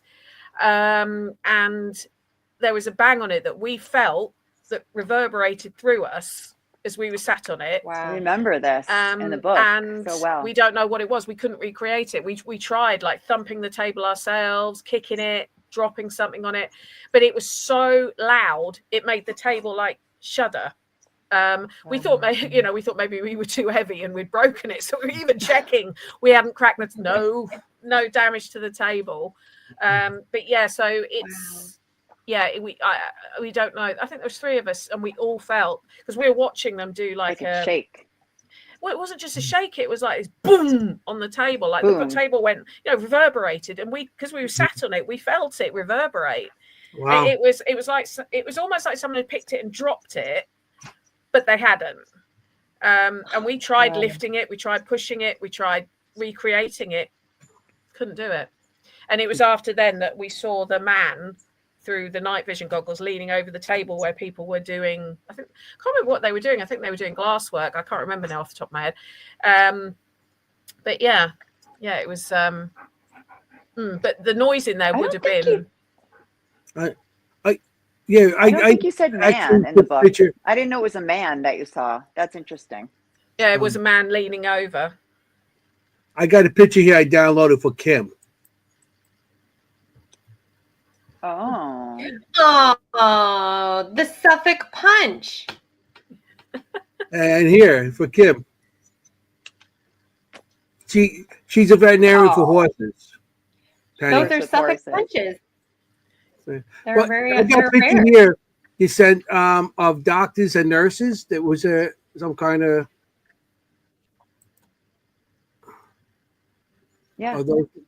anything Well, like that. there would have been an infirmary there. I think the infirmary was one of the reasons people also went to the workhouse was, I mean, obviously we have free healthcare in the UK, the NHS, the National Health Service, but that didn't come about until after the end of the Second World War in around 1948. So before then, if you needed healthcare, you needed to pay for it. And obviously, if you're poor and you can hardly afford to feed your family, you're not going to be able to afford to pay for healthcare. And that was actually something else that the workhouse offered. It offered people a form of healthcare. Now, it was pretty rudimentary until about the 1860s. In fact, they had paupers from the workhouse working as nurses, and their payment was alcohol. So you can imagine the kind of nursing they were giving. And the doctor who would be responsible would be a medical officer who was basically as cheap as they could get. But it was still a form of care. And what I was saying about people got dumped in the workhouse. If you had a mental health problem that wasn't severe enough to go into an actual mental health hospital, you lived in the workhouse. If you had dementia, you were put into the workhouse. If you were a single mum who couldn't survive, you were put into the workhouse. It was kind of it really was a melting pot of everyone that society couldn't handle. They discarding of them. We want no bother with them. We throw them there. That's it. Yeah. I mean, some of the stories you read, though, especially when you get someone who maybe had, additional needs, learning difficulties, the other inmates would look after them. They would care for them. They would take them on. It was like a mini family for some people. Some of the accounts I've read, but a lot. I'd say pretty much everything you've said, Kim, makes sense to me. I would say the one thing they really kept saying to me was workmen. These were working people. Like that's all they kept saying to me. And I was like, okay. But so that's so interesting that you guys call them workhouses, because we call them poorhouses here. Yeah. And there was a poorhouse actually in my own town that I did research on, because there's a reservoir here, and they chose to go over the poorhouse. Out of all the places to put the reservoir, they chose to get rid of the poorhouse, displace those people. And there's actually graves underneath the reservoir that nobody talks about, nobody knows. But I was able to figure that out and bring that to light. So thanks, Penny, for, same thing, bringing light to a group in society that may not have had their voice really told, especially in the history books where they kind of like, wash over all of it or discolor it, or, so that's great. Thank you for bringing more. Yeah. No, you're welcome. I think the thing is, I mean, the problem is an awful lot of people that were in the workhouse were illiterate. So they couldn't actually tell you what their story was. And people tend to get a view of what the workhouse was like because of books like Oliver Twist. But if you actually look into what Dickens is talking about in there, he's actually mixing and matching the two worst aspects of the Victorian workhouse and what was the parish workhouse. And I'm sure that there was abuse in them. Any institution, even now, I mean, you look at schools, modern day schools, kids still get beaten, they still get bullied. It's a problem when you have a lot of people in a small area. It's unfortunately it's gonna, I'm not saying it's right, but you can also find lots of articles where they're trying to stop that in the workhouse. They were trying to make it run as smoothly as possible. Once it was found, I'm not condoning saying we should bring them back. That's right. But it's when you need to look at them with what the history of the time was. So when people go, oh my God, they were in the summer, they were expected to start work at 7 o'clock in the morning. They would have done if they were on the outside. They would have started work as early as possible. They would have done a 12-hour day and not thought twice about it, because that's what was required, the norm. Really. When people say, oh, they only ate meat 3 times a week. That's probably more than they would have eaten on the outside if they were that poor. They probably wouldn't have been able to afford it more than once a week if they were lucky. Yeah. So you have to look at what their life would have been like. Yeah. I mean, you've got to bear in mind, they didn't stop sending young boys down the mines until 1842. And we're thinking being separated from your husband or wife is the worst thing. I wouldn't. I mean, the thought of sending my 11-year-old down the mines. But I'm not saying they were a great place. I've just noticed someone's comment there about her grandfather, I think, was raised in a work farm. Really? No, they weren't fun places. But were there worse places they could end up? Yes. Yes. Yeah. Yes. Yes. Absolutely. In some cases, you were already in a worse situation. Yeah. In some cases. Right. In the gutter. Often you were in a worse situation. And it's like Tala, like you said, they said, okay, right now, lobotomy is not the standard of care right now. But at the time, occasionally people were helped by it, as barbaric as it sounds. And we had read about people who said the lobotomy actually helped me a great deal. I think, I mean, not that we condone it now, like you said, not that in today's world, we look back and think, oh my gosh, how barbaric.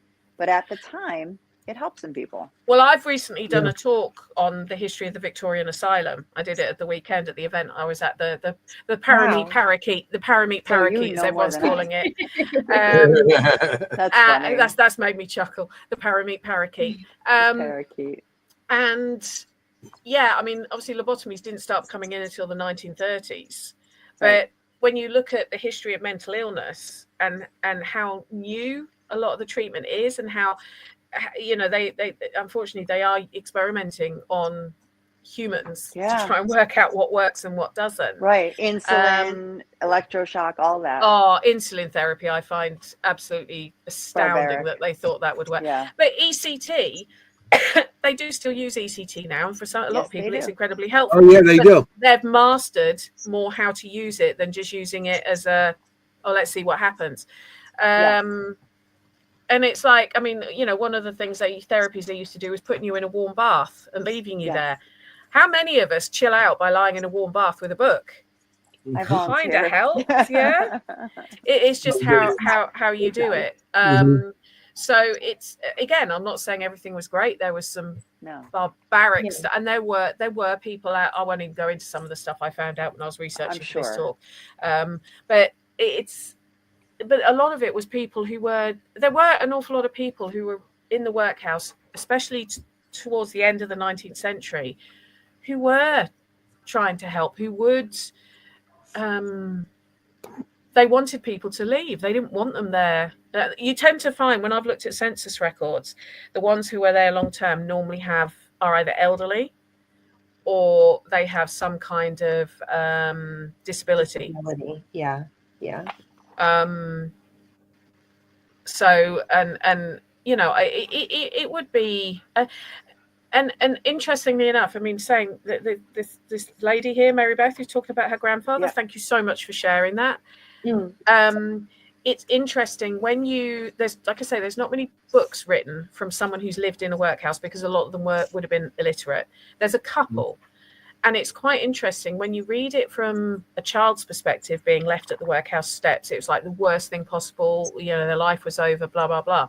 There's a book called Indoor Paupers by one of them, that's written by, I think he was in his early 60s, and he was in a London workhouse. And he basically says, yeah, reality, it's not a nice place. You have to have your wits about you. But if I wasn't here, I'd be dead.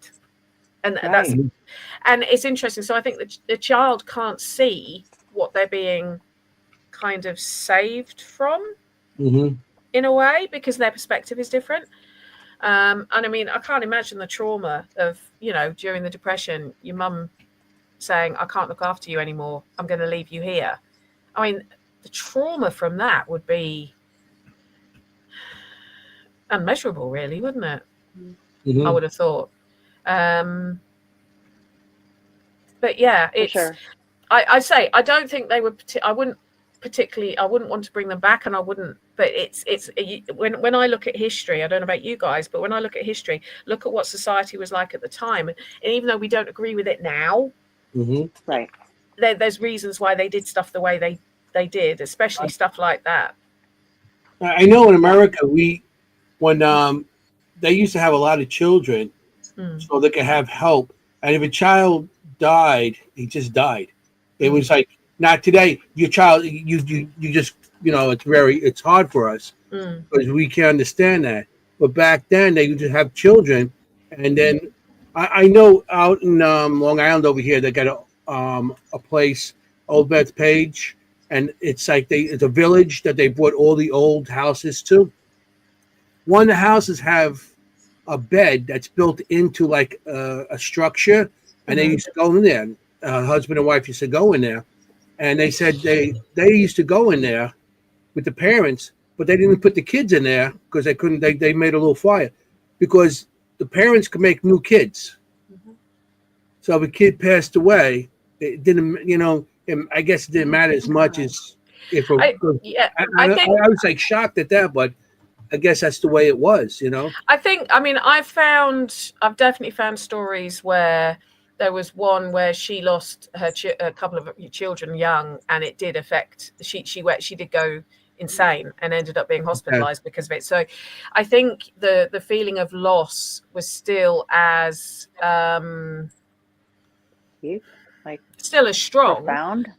Yeah, but it was not as surprising as it would be now. Child mortality rates were obviously so high back then because of a lack of medical care, lack of nutrition, lack of everything else. Yes. But also you found a lot of these families, I know in the UK, these sort of working class families, obviously there was no such thing as contraception. So, you know, women were falling pregnant year on, year out. But also you'd have more children because then they could bring more money in, because the minute they could start working, they can bring money in to the house from 7, 8 years old.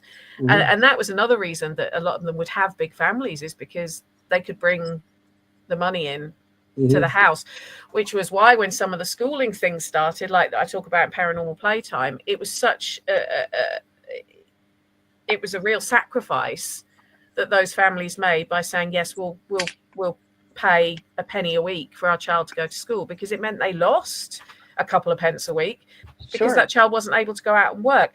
And it's also why some of the schools, I mean, the one in Hitching that's mentioned in that book, they used to allow the children to be off school during harvesting time, because they knew all the whole families would go out and help with harvesting to earn some money to look after themselves for the rest of it. And it's quite astounding when you think about it. Like that. But there's a lot of part of it was the fact, you know, they couldn't control birth.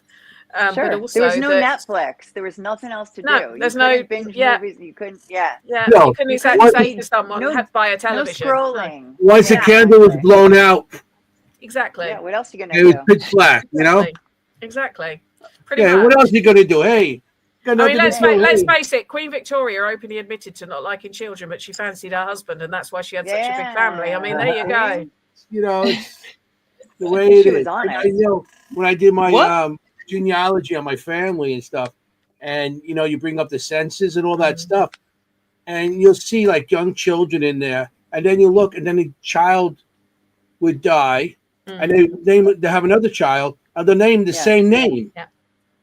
And so that always freaks me out a little bit. Like, that really freaks me out personally. You know, being Italian, there's how many Josephs, Anthony, Marias, Annas, Salvatores, you know, and it's like, but and it's, you know, you might have like 2 or 3 Josephs in a name, and like 2 of them pass, and then you have another Joseph. Yeah. You know, Same here.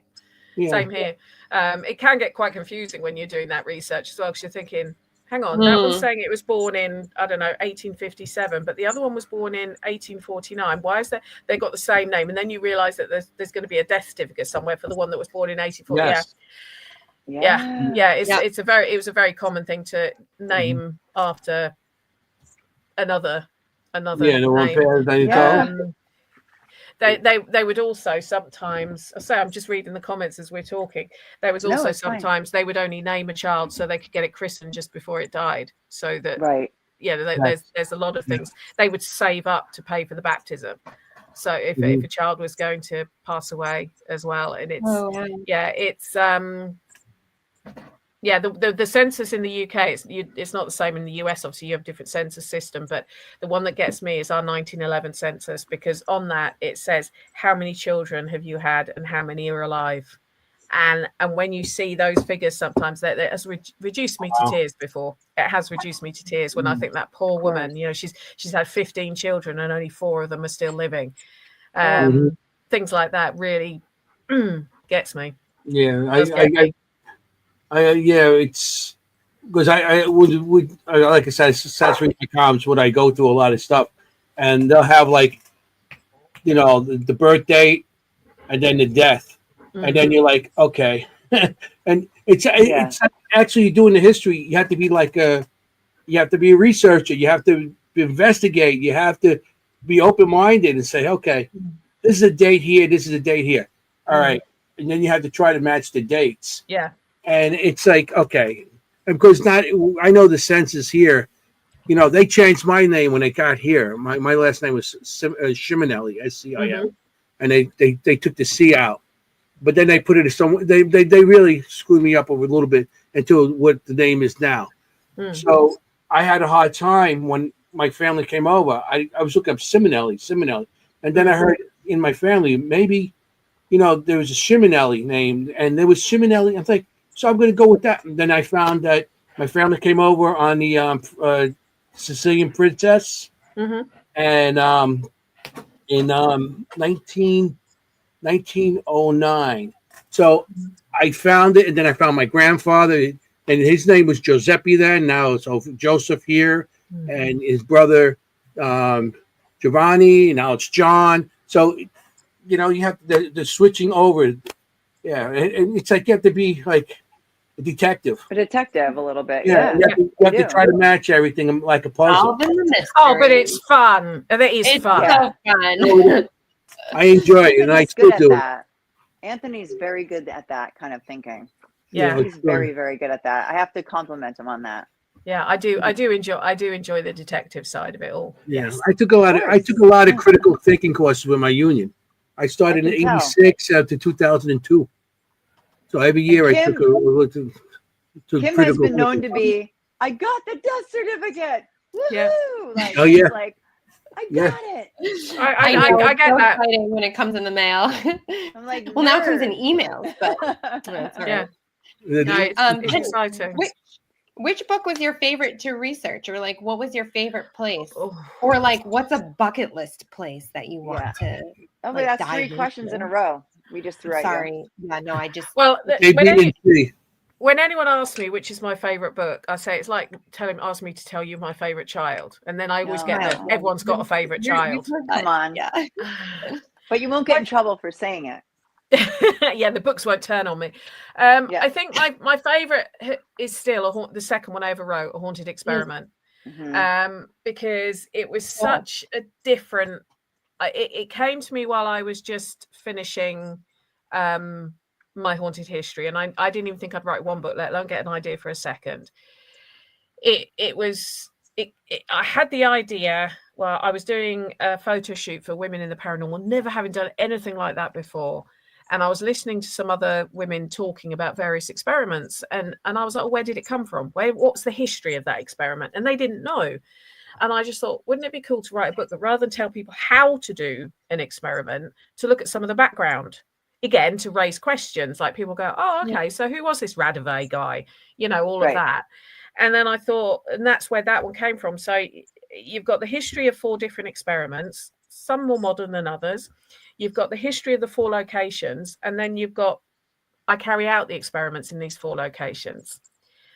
And one of those locations, locations is a place called RAF Tibenham, which was again in Norfolk, near where I grew up. It was a US Air Force bomber base in World War II.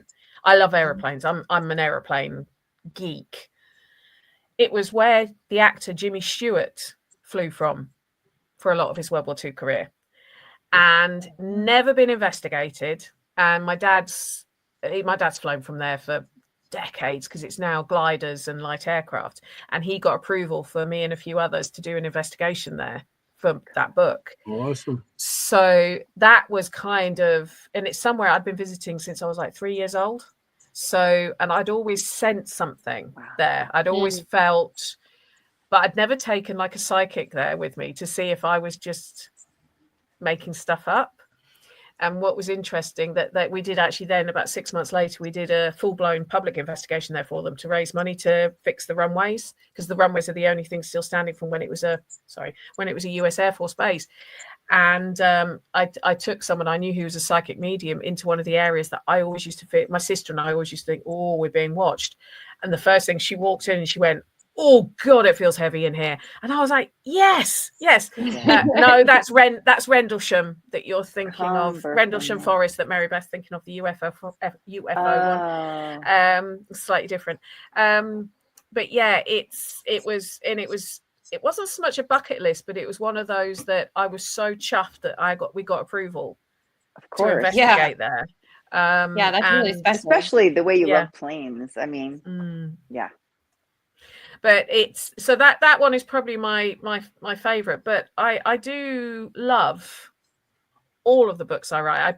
There's a bit of me in every book. If that makes sense. There's a piece of my heart in every single book. I mean, it makes much sense. Yeah. Yeah, I mean, all of them I've loved researching and writing, but Haunted Experiment, because it was my second one, and I never thought I'd write one, let alone come up with an idea for another one.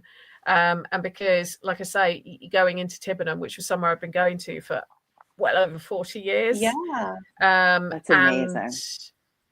And I have got a sort of where with the village I grew up in, where the one where I walked the dog, that was actually the headquarters for part of the US Air Force Bomber Command in World War II. There's a big hall there. I talk about it in the new book. There's a big hall there, and that was where the second had their headquarters. And it was weird because I always used to walk around the woods there as a kid, and I always used to feel I was being watched. I thought it was because the hall at that point was being used for one of the Formula One teams, Lotus, and I thought it was security there. And it wasn't until I started doing all of this that I found like maps of how many huts were there that were World War II US Air Force bomber huts, and it all started to make a lot of sense. Sure. So and Norfolk itself was known as Little America during World War II. And if anyone's ever watched Masters of the Air, that series on Apple, that will make a lot of sense. But there were so many US Air Force bases in Norfolk, it was known as Little America. I wonder if that's where my grandfather was, because he was in the Air Force, and he was over in Britain. I wonder if that's. I have photos. I have all kinds of photos of him. And wouldn't that be amazing? Feel free to send some. Feel free to send some over to me, and I'll will. see what I can find. Yeah, because there was loads of bases in Norfolk. Bomber bases. A hill. I don't know. There's a hill that he took pictures of from the air. I don't know. I'll send them to you, but I wonder if definitely that would be wild. Yeah. So Jimmy Stewart was a pilot. He flew. A lot of people don't realize that. They think he was just like just went on the air. No, he was an incredibly talented pilot. And crews would want to fly because he flew Liberators. And crews would want to fly with him because he was known to be so lucky and so good at getting his crew home in one piece. He flew from there, and then he went to an airfield called Old Buckenham, which is about 6 miles away. But then he became one of the sort of more commanding officers. So he would have spent time in Ketteringham at their headquarters that I knew. He would have been there at some point. That's incredible. Obviously, he wasn't the only person. There was an awful lot of incredibly brave people. But he was an incredible pilot. He was very, very well regarded by the men under him. Not everybody knows that. No. I know from your book. I didn't know till I read your book. Did you not? You see, I love telling people that these sort of stories, because there's an awful lot. Jimmy Stewart, there's an awful lot obviously written about his acting career, and I mean the scene. I'm sure there's people who know this, and I'm probably teaching people to suck eggs. But you know the scene in It's a Wonderful Life where he breaks down when he's hugging the children.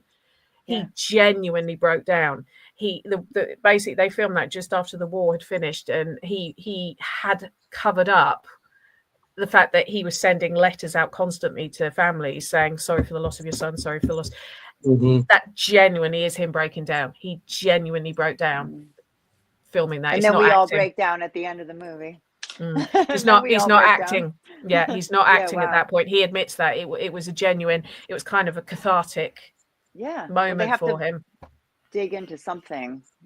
Well, he'd been bottling up that sort of, I suppose, post-traumatic stress from being a commanding officer and everything he'd seen and dealt with. I mean, you know, when you watch something like Masters of the Air, which I think depicted it, obviously that's a different airbase. That's Thorpe Abbott's, the Bloody 100th. They were flying Fortresses, not Liberators.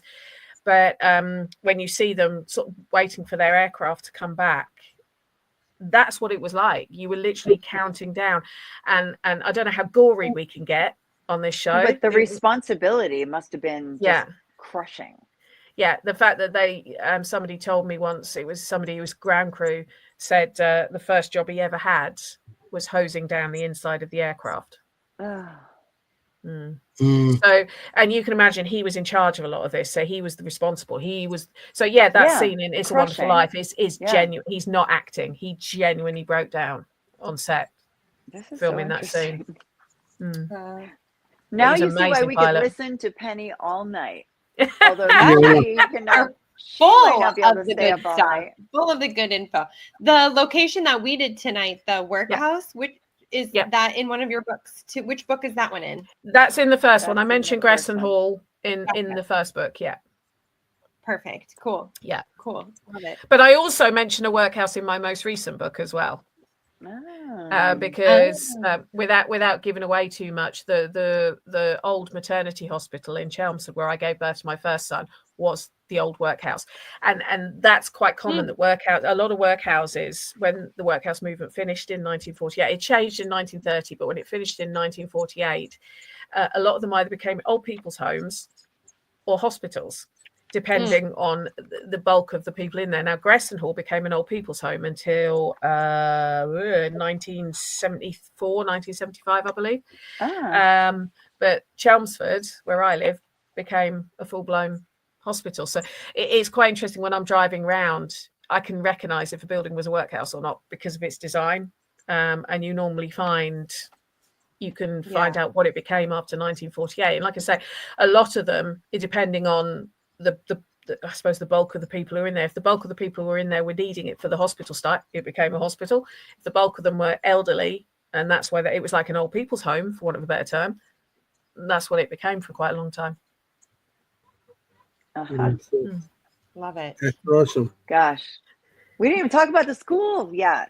No, we didn't talk about the school. I know, it's like we're running out of time too. I know. Yeah, I know. Yeah. Well, all I will say is the cover of the school's book, if you want to hold it up again for me, Jenny. Yeah.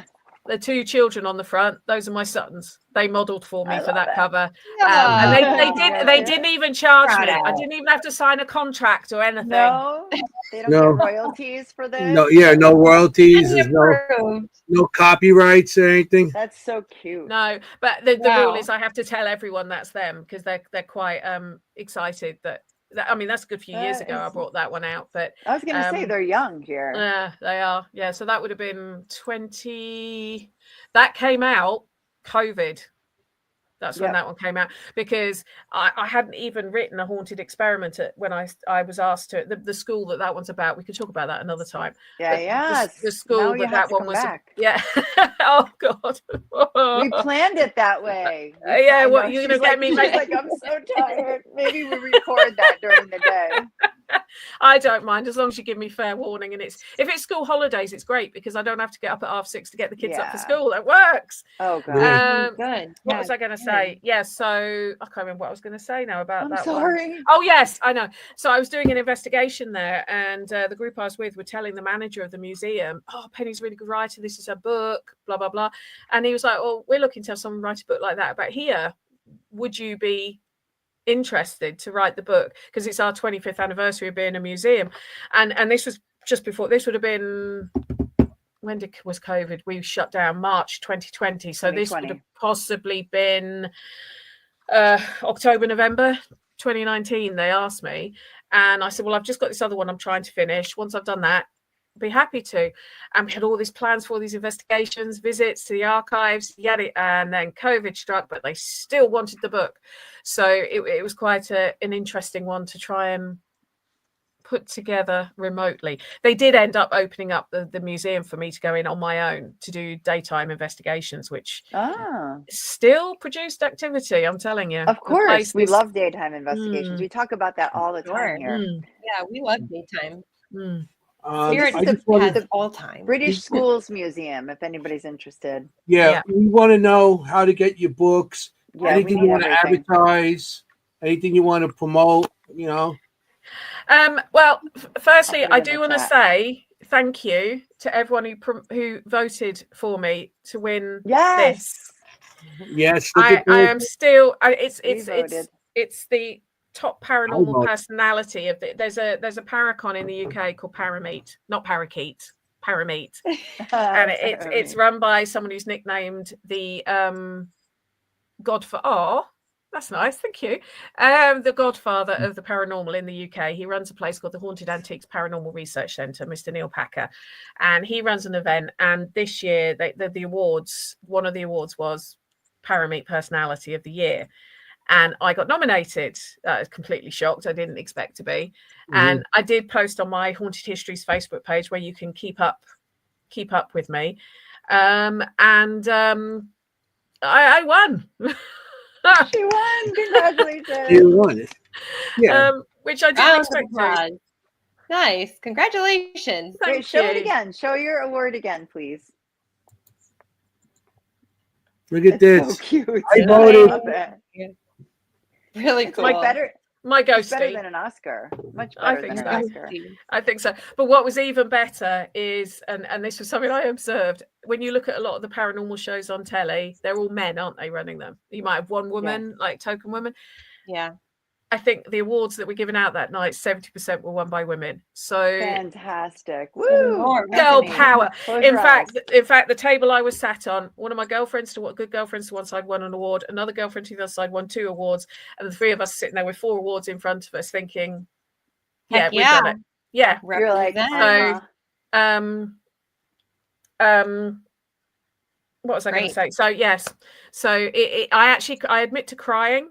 I admit to crying a couple of times when I've recounted the story, because the chap who was giving the awards out is a very good friend of mine, and he didn't know who was winning at the beginning. And when he announced the runner-up, and then he suddenly saw who the winner was. Obviously, I didn't know at the time it was me, and he basically said that he was so excited to say this name, and he was probably going to cry saying it because the person deserves it so much. And he looked me straight in the eye, and I'm just like, no way. And he's just nodding his head, and then he said my name, and I can't.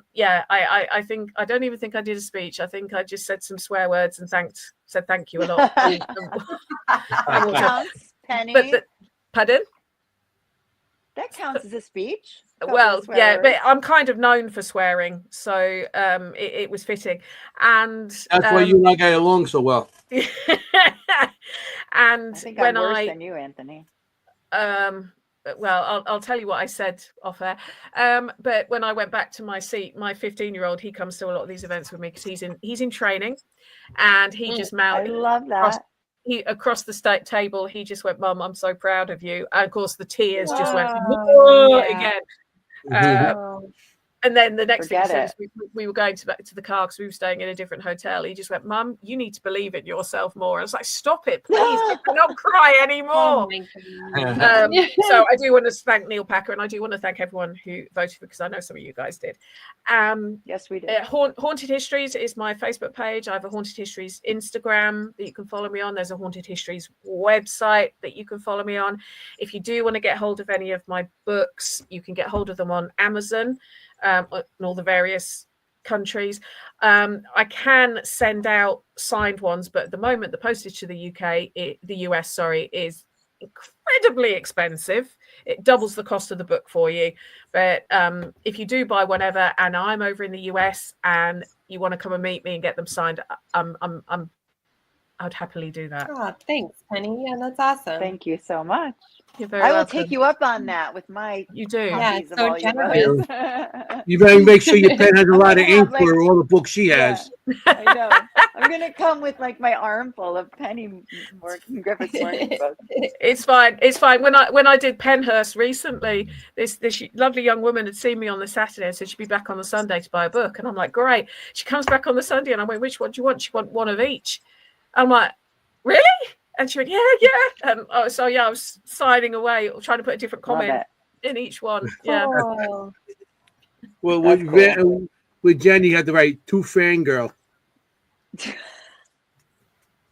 Fangirl Jenny. There, I I'm am very, very proud to call Jenny a fan. It Thank makes you my so much. day. You're so welcome, my love. Thank you. He makes You fun of should me. when I be. told you, Thank She's a you. great when I told you were kid to coming on the have. show, she was like, so like, Very okay, supportive. cool. I read all books. It's like, okay. I'm waiting for you to admit you're a fan, Anthony. You I'm are always fan. a fan of you. Because you know why? Because it's tomato. Tomato. Oh, here we go. As long as she can say cannoli, Aluminum. you're fine. As Aluminium. long as she can pronounce cannoli. Yeah, cannoli. Drink, baby, by drink. Cannoli. Oh. No more Cannoli. water I didn't left. say much tonight, so we got to say a couple of cannoli. Cannoli. Yeah. It's like shots. I have one drop. Molly. I have a drop Molly. of water. Hit the bottom of the cup. Get it out of there. So, That's funny. So I where will just you wanna- be coming Yeah. up? Like, do you have any events coming up? Paracon, something like? Where can people meet you? No, Are you? not coming up at the moment. I'm deliberately taking some time out to start working on the Good next for you. book. And you have Um, Festival of the Unexplained in September. I'm not doing it this year Okay. because it's on the weekend on my son's 16th. And that's- whilst I'm sure he'll want to be out with his mates and won't want to spend time with his old mum and dad, Oh, I want to be out I don't know around. about that. I want to be around for Yeah. his 16th. Oh, okay. So I won't be doing Okay. it this year, but Mhm. there's some really very cool. I mean, Ron and Lourdes are going to be there. How much Yes. cooler do Go you see need? Ron and Lourdes. yeah. Well, I think Todd and Camilla's going to come and visit you guys. They are too. coming over, which is why Todd was mentioning her, because he grabbed a copy of, where's it gone? This one. Bosworth Hall. Yep. Okay. When I saw them recently. So and that's where the event takes place. So yes, I'm hoping I might get to sort of go up there and meet up with them, but I won't be there for the actual festival I per didn't se, know that you weren't because gonna it's be my there. son's Okay. 16th. Yeah. Yeah, So Well, of course, it's a big deal. exactly. So no, this year I'm kind of taking it. Familiar. Yeah. Yes. Yes. Family's always first. It's my Totally. daughter's birthday today. Yeah. Yeah, Happy And birthday. and Happy Julia. birthday, thank kid. you. Julia? Is it Julia? And it's Julia? Julia, and Yeah. Happy she birthday, works. Julia. She works in publishing, so she'll very Ah. much be loving this Oh, episode. nice. Yeah. That's awesome. So, we got a couple minutes left. Yeah. So, You mentioned that you have a podcast. I do. Funnily Oh. enough, it's called Haunted Histories. When Right is in. it? People? When is Haunted it? Histories. Well, it's a pre-recorded one. I must admit, I haven't been doing as many episodes as I used to because the book writing took over. I tend to release sort of one a month, one every 6 weeks. But if people follow the Facebook page or the website, it's on all the standard sort of like Spotify and Apple and all of the normal channels. But it's basically, it's me talking to guests. We look at the history of a location, we look at the paranormal stuff. The whole reason I started it was I was very frustrated with people making up history to suit their narrative. Yeah. Drives me nuts. And so I started Amen. the podcast Mhm. it was before the first book, so 8-9 years ago. But I'll be honest, the books have taken off more, and the research for each podcast. So I don't do as many. I used to do it Mhm. weekly, but now it's probably every 5 or 6 weeks I launch. Yeah. I launch one, and it's a chance for me to talk history and paranormal with people. That's awesome. We get that. We Like we definitely do. get that. We do. We try to do that every week. Mm-hmm. So, We love it. I'm gonna have to. We're gonna have to end this, guys. I So- hate ending this. I really do. Oh. I hate ending it. We can go another hour or two. Penny, you can know. watch the sun come up by you. We'll I just stay on know. all Thank night. you for Thank coming you. on the show. Yeah, Thank you for you're very staying welcome. up until 3 a.m. Yeah, with us. it's been I've really enjoyed it, and I've enjoyed meeting I'm I'm everyone so glad. in the chat room, and thank people for telling their stories. And Yeah, it's fascinating. Yeah, we've got Yeah. great viewers. we do Yeah. have a very Mhm. a very Very interactive. loyal We and love great audience. Yeah. Yeah, Mhm. I want to thank the audience for staying Thank you with all us for being tonight. here. Thank you for Mhm. being with us. We had a lot of people. Benny, thank you again. This You're was so welcome. awesome. Yeah. That you Amazing. stayed with us, and we enjoyed all your talking, especially Fangirl. Jenny. Jenny. So Yes. we really enjoyed it, and we're going to definitely have you back if you could stay up one night and late again. Oh, please. we got to do it all off season with school. So Yeah, when school holidays, it Yeah. works because I don't have to get up at 6:30 to get kids ready for school. mhm. Yeah. Yep. I know. Otherwise, that would be impossible. Yeah. I We'll have the thank you coffee. again for the audience. We do have to end. I hate ending this thing. I know. So we had a good time. Thank you for everybody for showing and being here. Thank you again, Penny. They all love you, and I think you're gonna have some books. People are gonna start Oh, ordering yeah. some more of your books. Because Jenny's the best reviewer here for them. And I want to say to everybody, You know, you got to be safe out there. You want to look for ghosts. You don't want to be a ghost. Remember, forget about it. Ciao, familia. Good night. Good night. Good night. You mad at me or something? I don't know. Did you do something to make me mad? Because then I am. But if you didn't, then I am not. I didn't do anything. Then I am not mad.